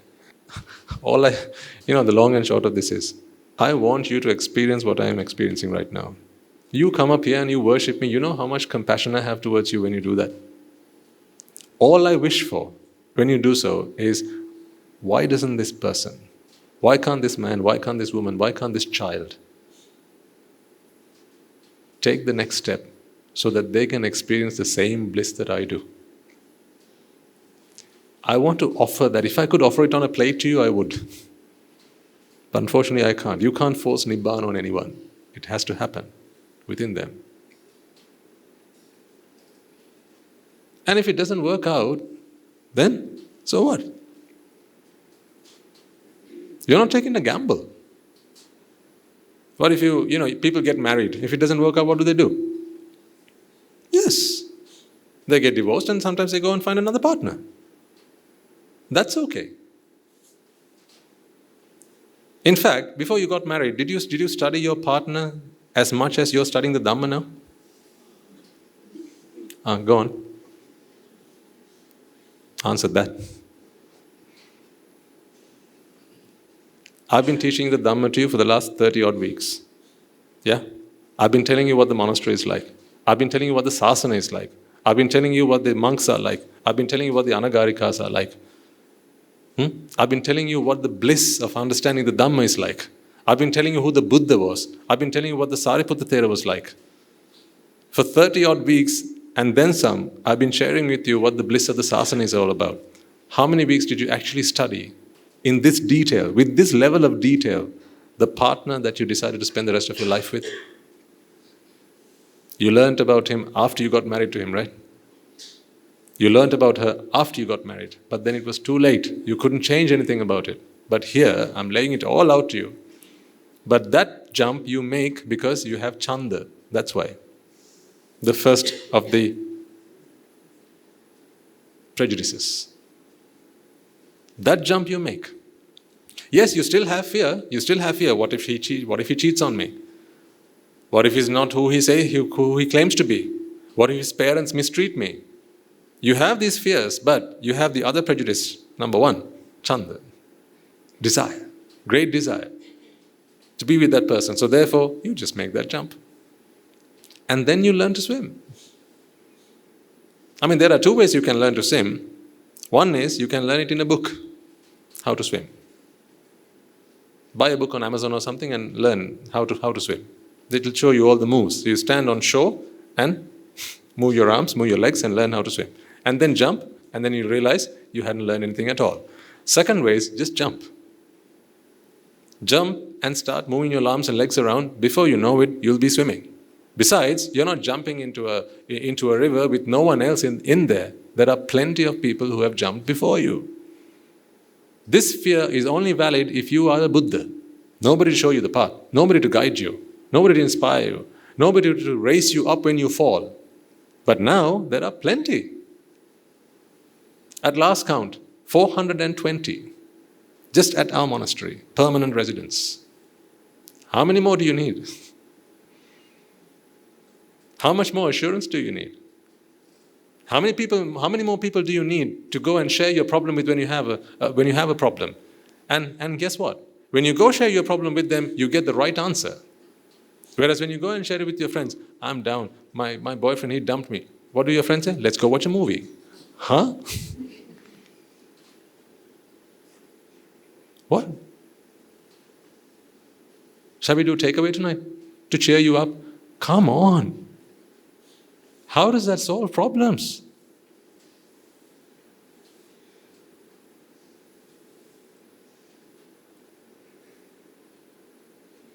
That's why they are not happy either. So when they go through that experience, you have to do the same for them. When they get dumped, now you have to buy them pizza. When you get dumped, they buy you pizza. So buying pizza doesn't work. Is that not evidence enough? There are young people in this room, and I don't know, for some reason, maybe I'm seeing quite a few young faces today, and I speak to you, young girls, young boys, young men, young women. You are still, age is still in your favor. Before long, you're going to be like the rest of them.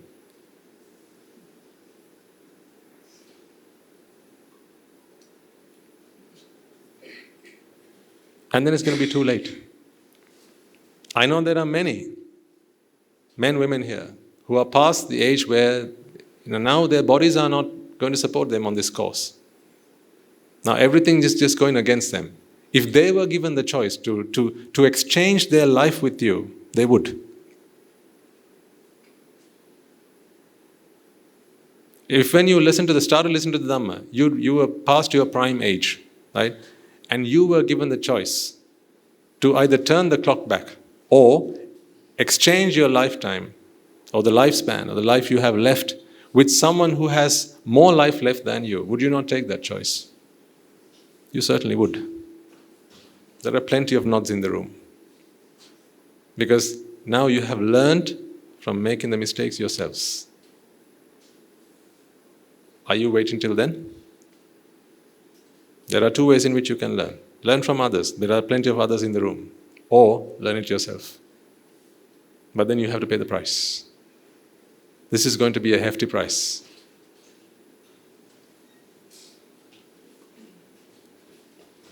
So wake up. I'm not saying it's entirely impossible to do Nibbāna, living a lay life. It's not. I wouldn't say that because it is not true. It is, but it's incredibly difficult at the same time. For one reason alone. To become extraordinary, you have to do extraordinary things. To do extraordinary things, you have to associate the extraordinary people. To associate extraordinary people, you have to live amongst them. Otherwise, why did the Buddha create this asana? You got to ask, right? Why couldn't he have just gone around the country preaching the Dhamma and advise people to stay in their lay lives, live their lay lives and just carry on practicing the Dhamma? Why didn't he just do that? He could have just created maybe 20 odd monks or so and asked them to go, charata bhikkhu charitam bahujana hitaya bahujana sukhaya, go spreading the Dhamma and then let people understand the Dhamma, let them live lay lives and practice the path and attain Nibbāna. Why didn't he just say that? When his young child came and asked him, Venerable Sir, are you going to give me my inheritance? He said, yes, let's go. Why? What did the young prince not have? Couldn't the Buddha come and preach to him every day? If King Suddhodana wanted, could he not send his child to the monastery and learn the Dhamma like sending him to the Hampasal and bring him back every day? But he only went on to become Rahula, the great Thera. Rahula, the great Arahant Thera, because of a noble association. Because you know what?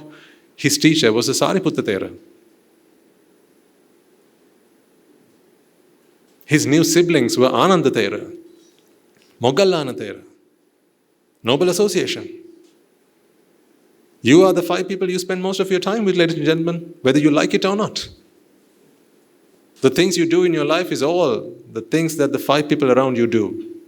Their resultant effect is you. Because the 5 people around you, they keep pulling you in 5 directions. Where you stand today is the net result of that. I ask you, while the Buddha Sasana still prevails, while you still have age on your side, while you have vitality and youth and vigor on your side, Because here's what happens later on, is what happens with my parents, with my grandparents now. They can't stay up during a sermon. I speak to them individually. I don't give you individual talks. I give my mother and father an individual talk. But they can't stay up during the talk. Because it's not because they don't want to. Of course they want to. But age is no longer on their side. 10 minutes into the talk, they start dozing off. So how can they understand the Dhamma? How can I make a solid argument to them? How can I explain to them anicca, dukkha and anatta in one sitting? Now it's incredibly difficult. So I have to keep waking them up. And when I wake them up, I say, no, I didn't fall asleep. So how can you wake someone up who doesn't believe that they haven't fallen asleep?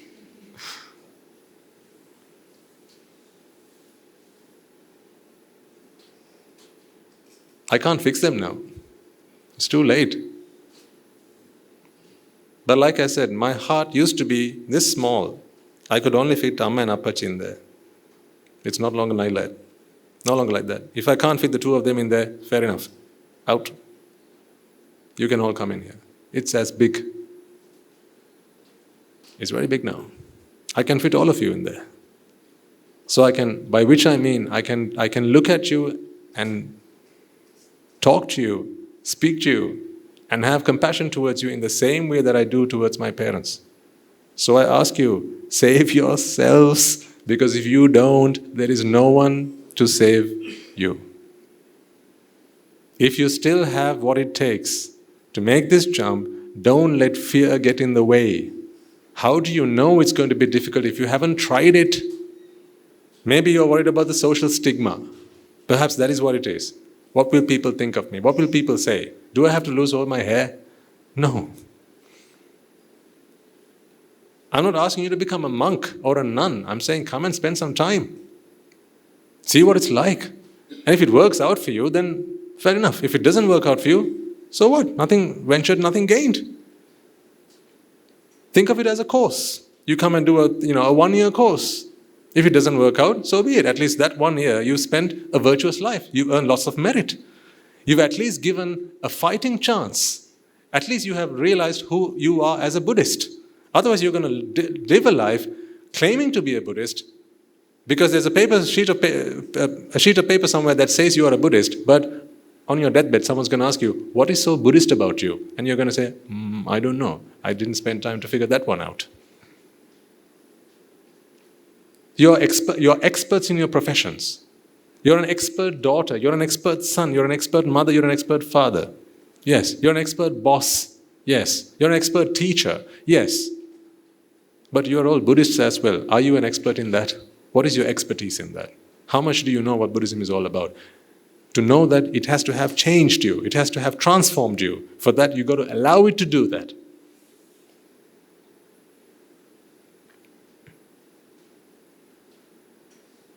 The more people that walk in through those gates is just more of a burden to me. So I'm not asking you to come in because I want to increase my number. I'm not looking for followers. Because every man, woman and child that walks through those gates, I'm responsible for them. We have to look after them.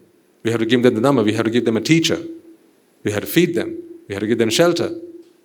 We have to give them clothes. Because from that point on, no one's going to be there for them. We have to look after them. Yes, of course, we have our devotees, parents of the monks, anagarikas and so on, who look after us, but their responsibility becomes wholly ours. All you got to do is come and practice the Dhamma. But every year, if you keep procrastinating it, there's going to be a time where it's going to be too late for you.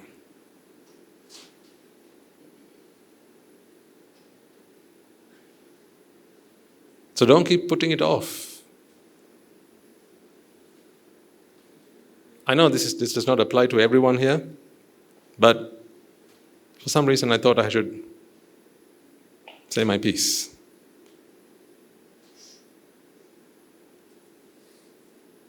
For those of you who are unable to join us, because by joining us I don't mean coming and joining us. I mean, saving yourselves. That's what I mean by that. Because of your duties, obligations, whatnot, right? Commit some part of your life towards this cause. I'm not asking you to become my follower. Please. When I have understood that this is nothing more than a chitta, why would I ask you to become my follower? That's not what I'm asking you for. And I'm not your savior either. I introduce the savior to you. That's it. I just carry the message. What you need is noble association. What we all need is noble association. The Buddha, Dhamma and the Sangha, if you claim to be the only refuge that you have, then let it be the only refuge you have. Until you do so, you say Buddha, Dhamma and Sangha are my refuge, but you don't let the refuge take you over. Then how can it make an impact on your lives? Give yourselves a fighting chance. Let the Dhamma work for you. I don't know how else I can put this. Because I know you're all going to die. Don't you? Some of you are going to die before me. Some of you are going to die with me. Others are going to die after me. But you're all going to die. Folks, when you're dead, I'm not going to be saying this to you. I promise.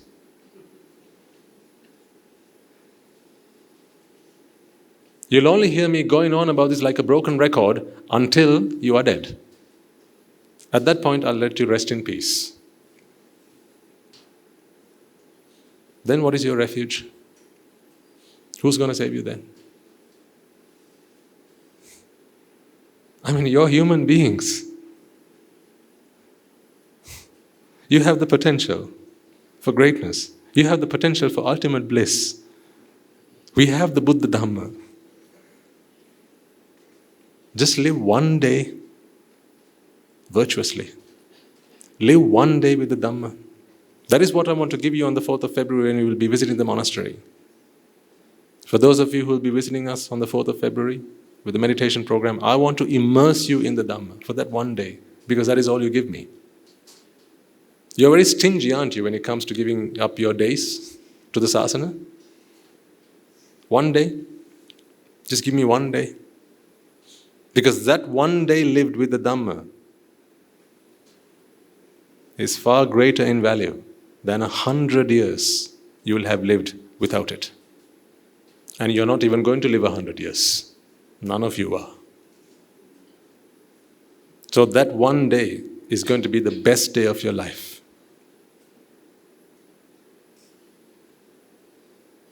But give yourself up wholeheartedly. In fact, I invite you, when you come that day to the monastery, those who do, come with a firm resolve. If I understand the Dhamma, if I get it, if I really grasp this concept, I will stay. Come with that resolve, because then you're doing it properly. You and I both know you're coming for a visit, but get that out of your head. Because if you do it properly, whatever you do in life, do it properly. Do it 100%. Don't do anything half-hearted. If you're doing it half-hearted, don't do it at all. Step out and let someone else do it. If you're doing it, do it 100%. If you want to become a mother, do it 100%. Don't do a half-hearted job. In your workplace, in your profession, do it 100%, because there are plenty more queued up outside with their CVs in hand who are willing, more than willing, to come and take your job and do it for half the price. For half the pay, they will do it.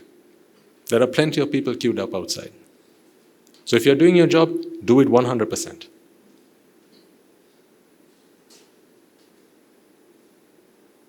If you promise her to keep her happy and you bring her home, do it 100%. Whether she's happy with it or not, that is her problem. But you do it 100%. Because if you don't,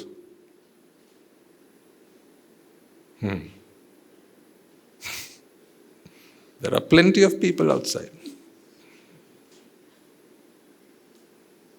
who are willing to take her and to keep her happy. Don't take anything for granted. If you take things casually, especially the important things in life, if you take them casually, then you become a casualty. My mentor taught me that. Don't take anything casually. If you do it well. Otherwise, step aside. That's what I learned at school as well. Disque or disque day. Either learn or get the hell out.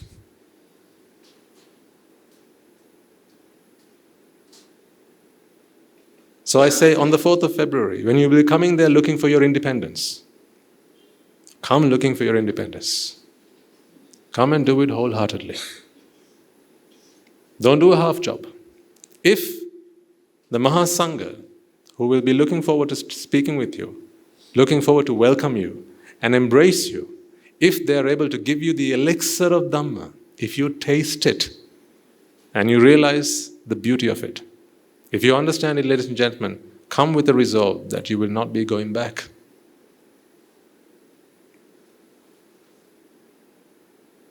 I mean, you're embarking on a journey that's going to get you to the end of suffering. What more do you want? It's going to get you to the end of suffering. You don't have to cook again. You don't have to cry again. You don't have to weep again. You don't have to grieve again. Don't have to go building houses again. Not just this birth, but in any birth to come. Do you remember how difficult it was to build yourself a home? Do you remember how many people you had to go after just to get some paperwork done? Just to get the loan? Do you remember how difficult it was to get yourself a job? All the interviews that you had to face? And how people would scorn you and mock at you? Do you remember the queues you had to stand outside sometimes in the hot sun? Do you remember the times you had to beg just to get what you want? Maybe to get yourself a visa, to fly somewhere, to get to another country, looking for greener pastures, only to realize that happiness wasn't there. Take it from someone who's done that, I tell you. You have the liberty of speaking to the Mahasangha who's been through much of the experiences that you've had and some experiences that you're looking forward to have. You have that advantage. You have the advantages of hearing from a Swami Mahanse who has gone through these experiences in life. So I know that they don't hold what they claim to have. They don't have it. They're just empty vessels. So don't go looking for them if you're thirsty. They're empty vessels. You would just be exhausted. It's like going after a mirage. Just like going after a mirage. You'll keep running every time you see that there is water. You think there's water. It's only a mirage. There's only one place you can find ultimate bliss. Like the Buddha said himself, if I could find bliss in a grain of sand, he says, if there was happiness in a grain of sand, I would quit my job as the Buddha right now and retire and enter Parinibbāna. If there was happiness in a grain of sand, there would not be a Buddha at all, he says. If it comes from the Buddha, what more assurance do you need? This is the Buddha that you, your mother, your grandmother, your great-grandmother, and her grandmother, all of them brought their hands together in veneration. That Buddha statue that you have at home, it was there in your mother's time, in your grandmother's time, in your great-grandmother's time, in your great-great-great-grandmother's time. It was there in every mother you've had. They all brought their hands together in veneration. This is the Buddha that says, if there was happiness in a grain of sand, I would not preach the Dhamma. So the fact that he preaches the Dhamma for the rest of his life, 45 long years, going around the country, traveling the world, preaching the Dhamma, he did so because he wanted to free people from the suffering that they are trapped in. The pleasures that you enjoy in life, these are the traps. These are the traps. I need you to understand the concept, ladies and gentlemen, which is what I'll be spending much of our time with at the monastery during our meditation program, to convince you that the pleasures that you experience in life are all just lies. Come prepared to accept the truth. But don't take anything just because I say so. You will have plenty of opportunities to analyze the truth, apply it into your life, and see if it makes sense to you. But come prepared to do that. So it's not just a retreat where everything we are going to do, you just have to come and sit down and just pass away the hours. That's not how it's going to work.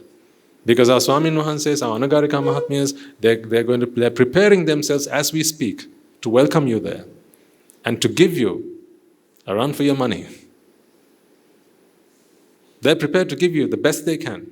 I need you to come and do the best you can. Come prepared. Don't do this, but if I were you, I'd write off my property to somebody else and then come. Because what if you decide to stay? You need not go back and worry about all those things. Let them sort it out. That's what you're going to have to do when you go anywhere, right? Go where? Yes. You can only laugh about it now because you think I'm not talking about death. But you're all going to die, ladies and gentlemen, and I want you to experience this truth before you do.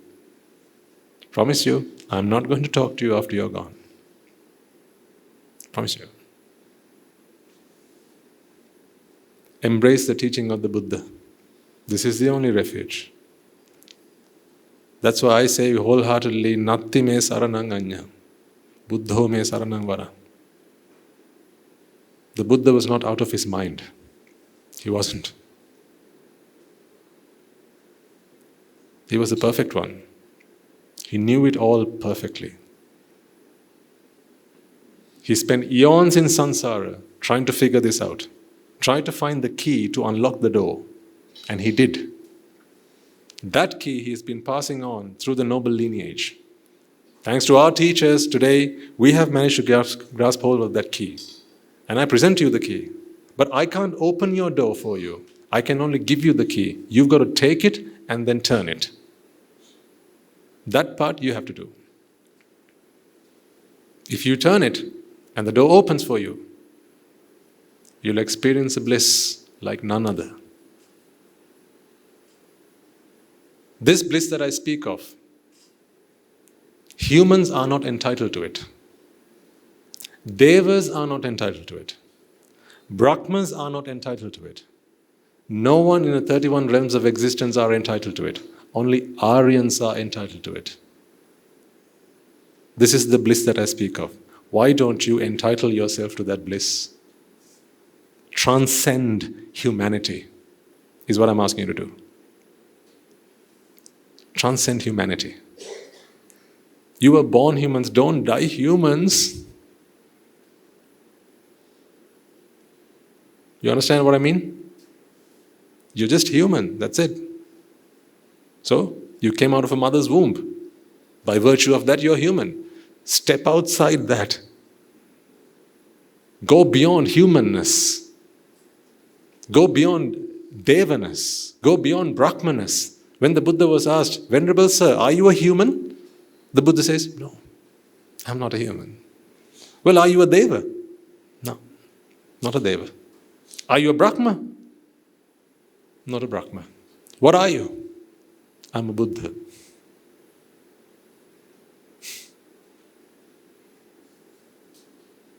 When I say the word Buddha, how does that resonate in your ears, in your hearts, in your minds?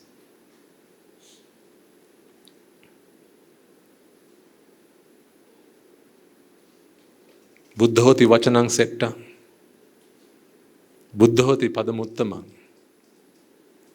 Buddha is the greatest word there is. You think I'm speaking of a man, but we've discussed before. We've spoken about this before. I speak about not the Gautama Buddha that there was. I speak about the Buddhahood that he achieved. I speak of the Buddhahood that he experienced. I speak about ultimate bliss. But if you see it as the Buddha, fair enough, that's not bad either. Nattitena saman loke. Anyang sota rasayana. There is no other word that brings more delight, more bliss, more glee and more happiness than that one word, Buddha. But this can only make sense to you if you understand what I mean. Has Buddha happened within you? Oh, how I wish I could take it out of my heart and give it to you piece by piece. This joy that I speak of. You all are entitled to it. Go beyond, transcend humanness. We can do it in this lifetime, ladies and gentlemen, because you've started now. Don't give up now. You've started now. I speak particularly to the young people in this room. If you're this side of 100, you're still young. But if you're this side of 40, you're particularly young. If you're this side of 40, come on. What are you waiting for? What are you waiting for? Death is catching up with you. Then you have no one else but yourself to blame. Come on. I'm showing you a greater happiness that lies just on the other side of the fence. It's just on the other side. And if you jump on the other side and it doesn't feel good, you can always jump back. There are those who do that, and we have no worries about that. But you know what? They'll have given themselves a great chance to earn lots of merit, because ultimately it is merit that's going to bring you to a good place. Let the howlers howl and the hooters hoot. So what? It's not your life that they're living, is it? And it's not their life that you're living. You've got your own life and you have to be responsible for that. So don't let others completely determine and decide what you need to do with your lives. Take responsibility. Because whatever comes your way is your own doing. So when you come in on the 4th of February, come prepared. Come with a full heart, open mind. Let the dhamma heal you. Let the dhamma penetrate you. Let it pierce through your veil of ignorance. Let it sharpen your sword of wisdom. Let it. Embrace it.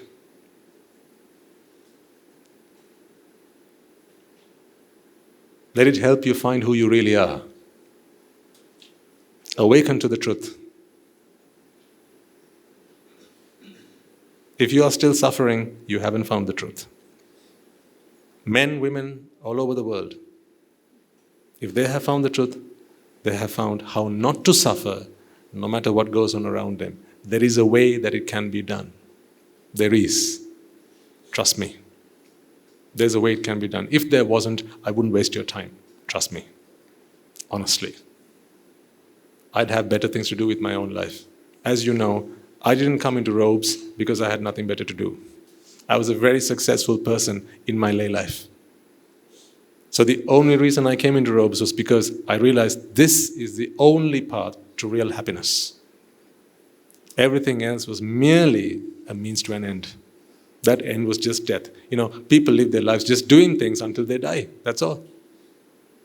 One's a mother until she dies. One's a father until he dies. One's a doctor until he dies. One's a lawyer until they die. The other one's a banker until he dies. Everything is until you die. You're the richest man in the world. Go on.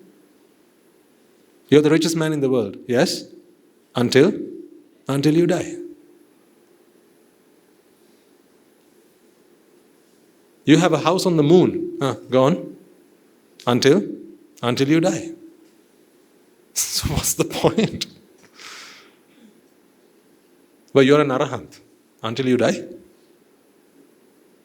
You understand the dhamma. Until you die? No.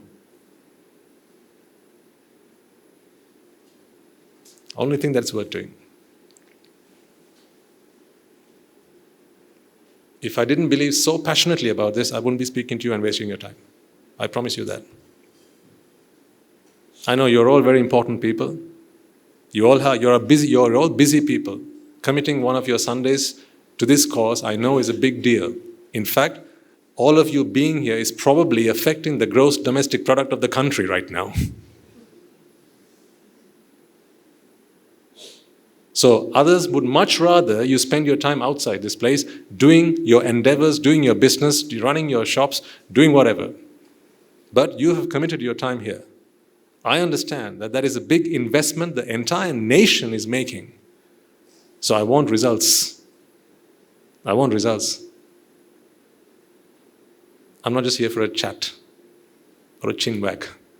I want results. I'm doing my part, I need you to do yours. This is not a gamble you're taking. It's not like throwing the dice to see what happens. You're going to lose everything. You're not going to lose anything, trust me. Because death is going to make you lose everything anyway, right? So here, you're not going to lose anything. You walk into a casino.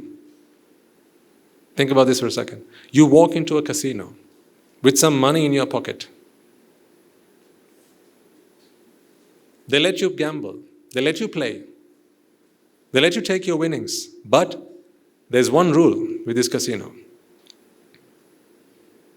You're not allowed to take anything when you leave. At the exit, they stop you, they check you head to toe. You can't take anything you didn't come in with. So if you take your money, whatever, you take $100, you can leave with $100, nothing more. But if you went in and you spent your $100 and you got nothing in return, now you got nothing to leave with. So you can only leave with either what you came in or empty-handed. This is the condition. How many of you would want to go and play in that casino? But while you're there, you can play. You can play on the fruit machines, you can play the games, you can throw the dice, you can play roulette, whatever you want, do whatever you want. But when you leave, you can only leave with either what you went in with or nothing.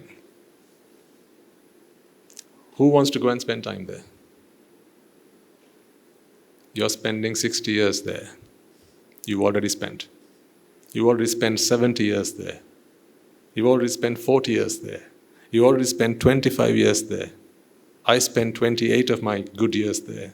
Oh, how I wish I came across this when I was 8. I would have saved 20 years of my life. Oh, how I wish. But hey, merits would have it that I was only supposed to come across this at that age. But now, I'm not prepared to waste a single moment. Certainly not wasting your time. I believe in this. Not because my teacher said so, because it's true. I'm reaping the results of it. I'm enjoying the taste of this delicious fruit, and it's yummy. Therefore, I'm asking you to take a bite.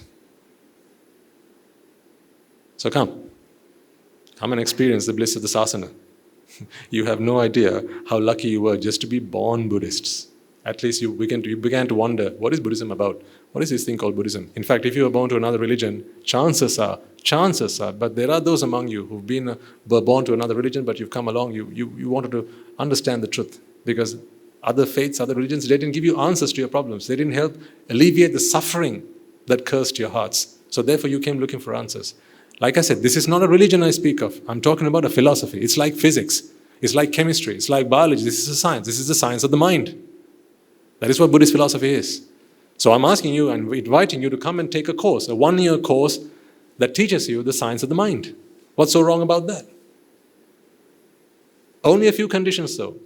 You don't get to watch TV, but instead we teach you how to find ultimate bliss without watching TV. How's that for size? Even if you did go back home, you don't need a TV now. Even if you did go back home, you don't need a TV. Isn't that going to save you money? Even if you did go back home, you don't need to now have parties to keep yourself happy. You don't need a 7.1 subwoofer system to keep yourself happy. You don't need that now. You're happy. Even if you did go back home. There's nothing to lose. This is the Buddha Sasana. Come on, don't you believe in the Buddha? This is the Buddha Sasana. There's nothing to lose and all to gain. Come and experience it. That is all I can tell you though. If I could open your mouth and hold your jaws like this and feed this to you, I would. You know, like how they force feed the ducks to get foie gras out of them? If I could force feed the dhamma to you, I would, trust me, even if it was against the law. Because once you taste it, now you're a convert. But I can't do it like that. I can only inspire you. You have to find your own motivation. I can inform you, but You have to take the jump. Take it while you still can. You know what's going on in the name of the Buddha Sasana around the world right now? Right? All the things that are going on in the country. You will know this more than I do. I only know what people tell me. Right? Sometimes monks, well, you can't call them monks, but robe bearers who behave in very, I better be careful, in ways that make people lose their trust entirely in the Buddha Sasana. See, this has already begun to happen. So how much longer can you wait until the pure Buddha Sasana deteriorates and you have nothing other than just the shell? What good is the shell? When I can give you the core, what good is the shell? Then we'll be left with the Kasava Kantakas in the end. People who will just be a robe bearer, that's it. No virtue, no understanding of the Dhamma. They'll live worldly lives in the temple. This is going to happen. I can now see it happening. It has come so close. You know the things that are going on out there. I don't need to spell them out to you. Look at the things that people are getting away with in the name of the Sasana. But they don't realize that getting away with it can only be done in this birth. What's in store for them after that, they don't know. But still, people look at that and this is what you have. So I'm saying, while the pure Buddhism, while the pure Buddha Sasana still prevails, make use of it. The water's running dry and a drought is coming. Then when you're thirsty, you will not have any water to drink. Right now, there's a little bit of water that's still left. So without making it all muddy, and before the water runs dry out, come and drink it and quench your thirst. Because once it does, you will only have yourself to blame. Then you will remember, Swamin Wahanse said so passionately, from the bottom of his heart, he invited me. He invited me to come and experience this, but alas, back then, I was far too busy looking for a boyfriend. I was far too busy looking for a girlfriend. I was far too busy looking for a job and trying to find a way to get myself to Australia or to America. But alas, the chance was there and I didn't take it when it was available.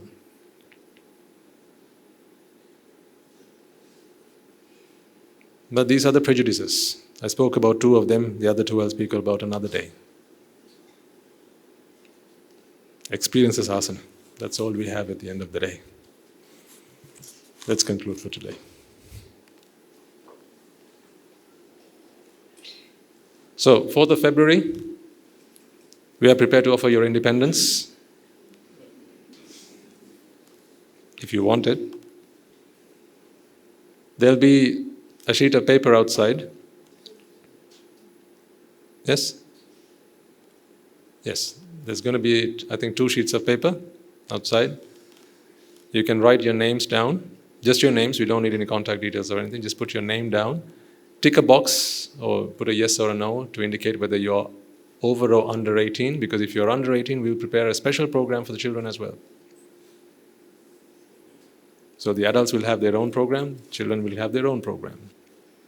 And if you also need individual chats, a private discussion, if you want that, if you have something you want to get off your chest, maybe something weighing on your shoulders, maybe something you did back when you didn't have the Dhamma, and it's just carrying that guilt is just far too much for you.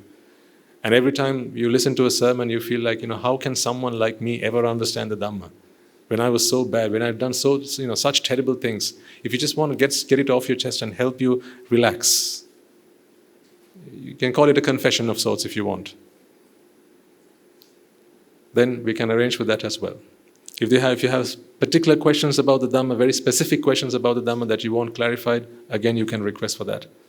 So if you want that service, then please just put a tick next to it and write down the language in which it would be most comfortable for you. So we can offer it in either English or in Sinhalese. If anyone wishes to have it in Tamil, we can also do that, but we only have a few monks at the moment who can speak the language. They're still learning, but I think we can manage 1 or 2 individuals who might want that.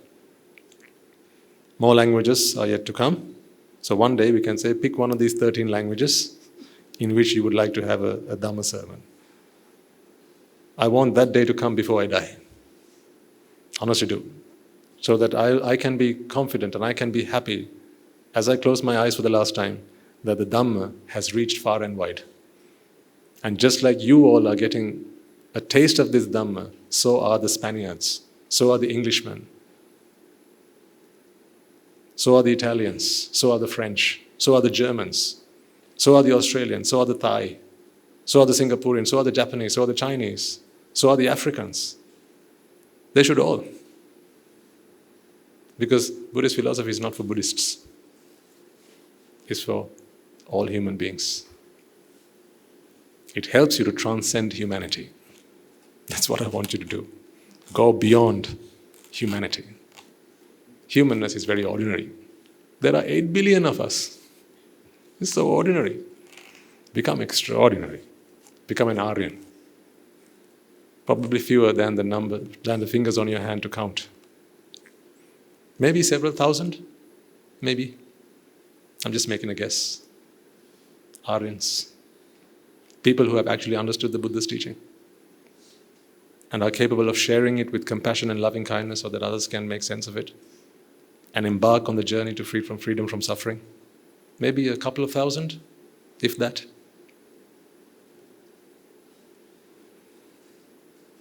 So if we can take that message far and wide so that every man, woman and child can benefit from it, I think the Buddha would have wanted that. Okay, let's conclude.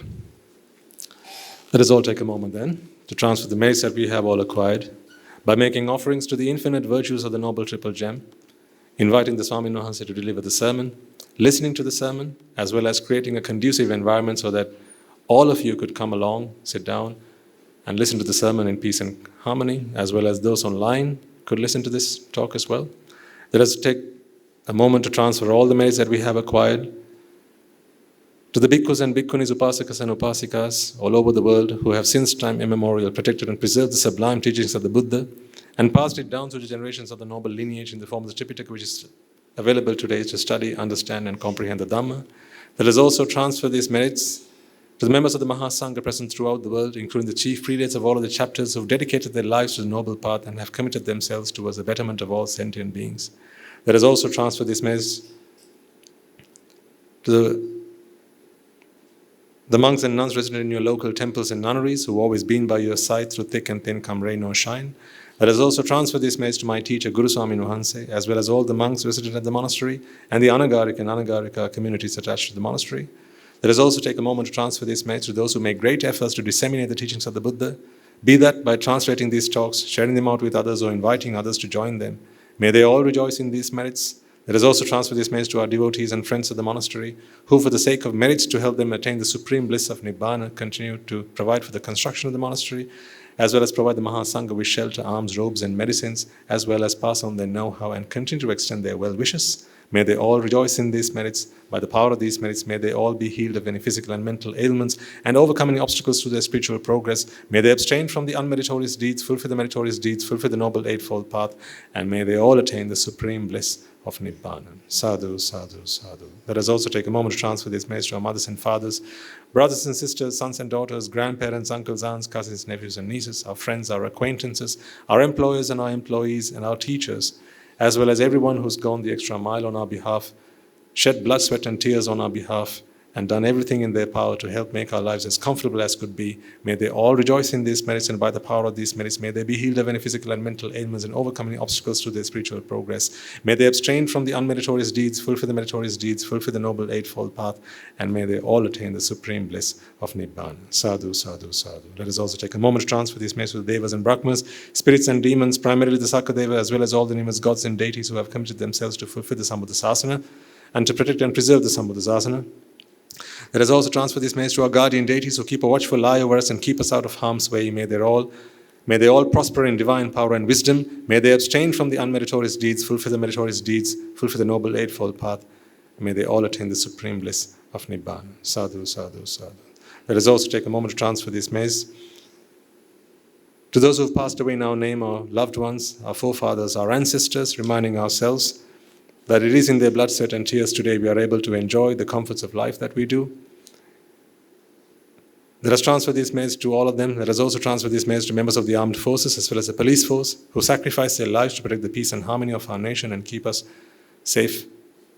May they all rejoice in these merits. Let us also transfer these merits to those who have lost their lives in the wars, be they friend or foe, as well as those who have lost their lives in natural disasters and calamities such as tsunamis and earthquakes, landslides, fires, floods, pandemics, and so on, reminding ourselves that in this infinitely long journey of samsara, they will all have been mothers and fathers to us, brothers and sisters to us, friends and acquaintances to us, those who would have given up life and limb on our behalf. May they all rejoice in these merits. And therefore, out of compassion and loving kindness, let us transfer all the merits we have acquired today, as well as throughout our journey in samsara, out of gratitude to all of them. May they all rejoice in these merits. And if any of them have been born in the woeful plains, may these merits help them to free themselves from the woeful plains, redeem themselves and be born in the blissful plane. May these merits help them abstain from the unmeritorious deeds, fulfill the meritorious deeds, fulfill the noble eightfold path, and may they all attain the supreme bliss of Nibbāna. Sadhu, sadhu, sadhu. And finally, may by the power and blessings of all the merits we have acquired throughout the day, we be able to witness the advent of many hundreds of thousands of arahants on this blessed land. And may you and I, and everyone who's helped make this program a success, become a Rahatan Vahanse or an Arahat Theranin Vahanse in this very life itself and in the era of the Gautama Supreme Buddha itself. Sadhu, sadhu, sadhu. May the blessings of the Noble Triple Gem be with you all. The members of the Mahasangha will now transfer their blessings to you.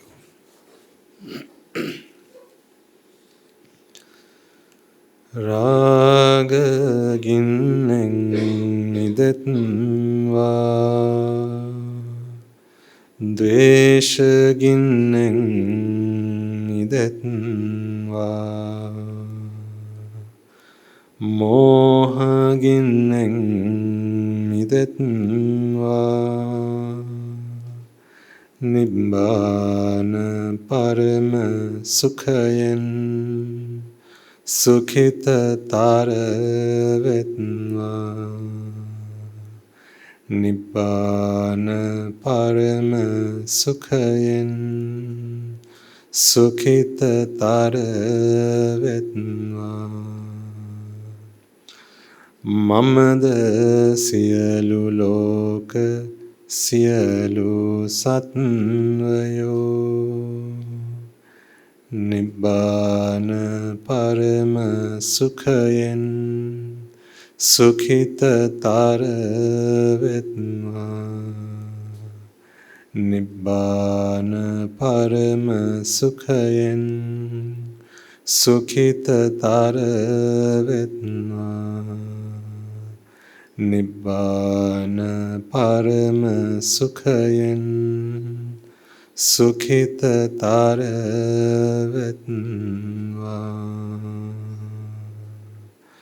Raga gini niveva, dvesha gini niveva, moha gini niveva, nivan sapa labeva, nivan sapa labeva, nivan sapa labeva. Tunduange susi ananta mahaguna belen Sila loka sila satyoma Nibbāna parama sukhen sukhita taravetva. Sadhu, sadhu, sadhu.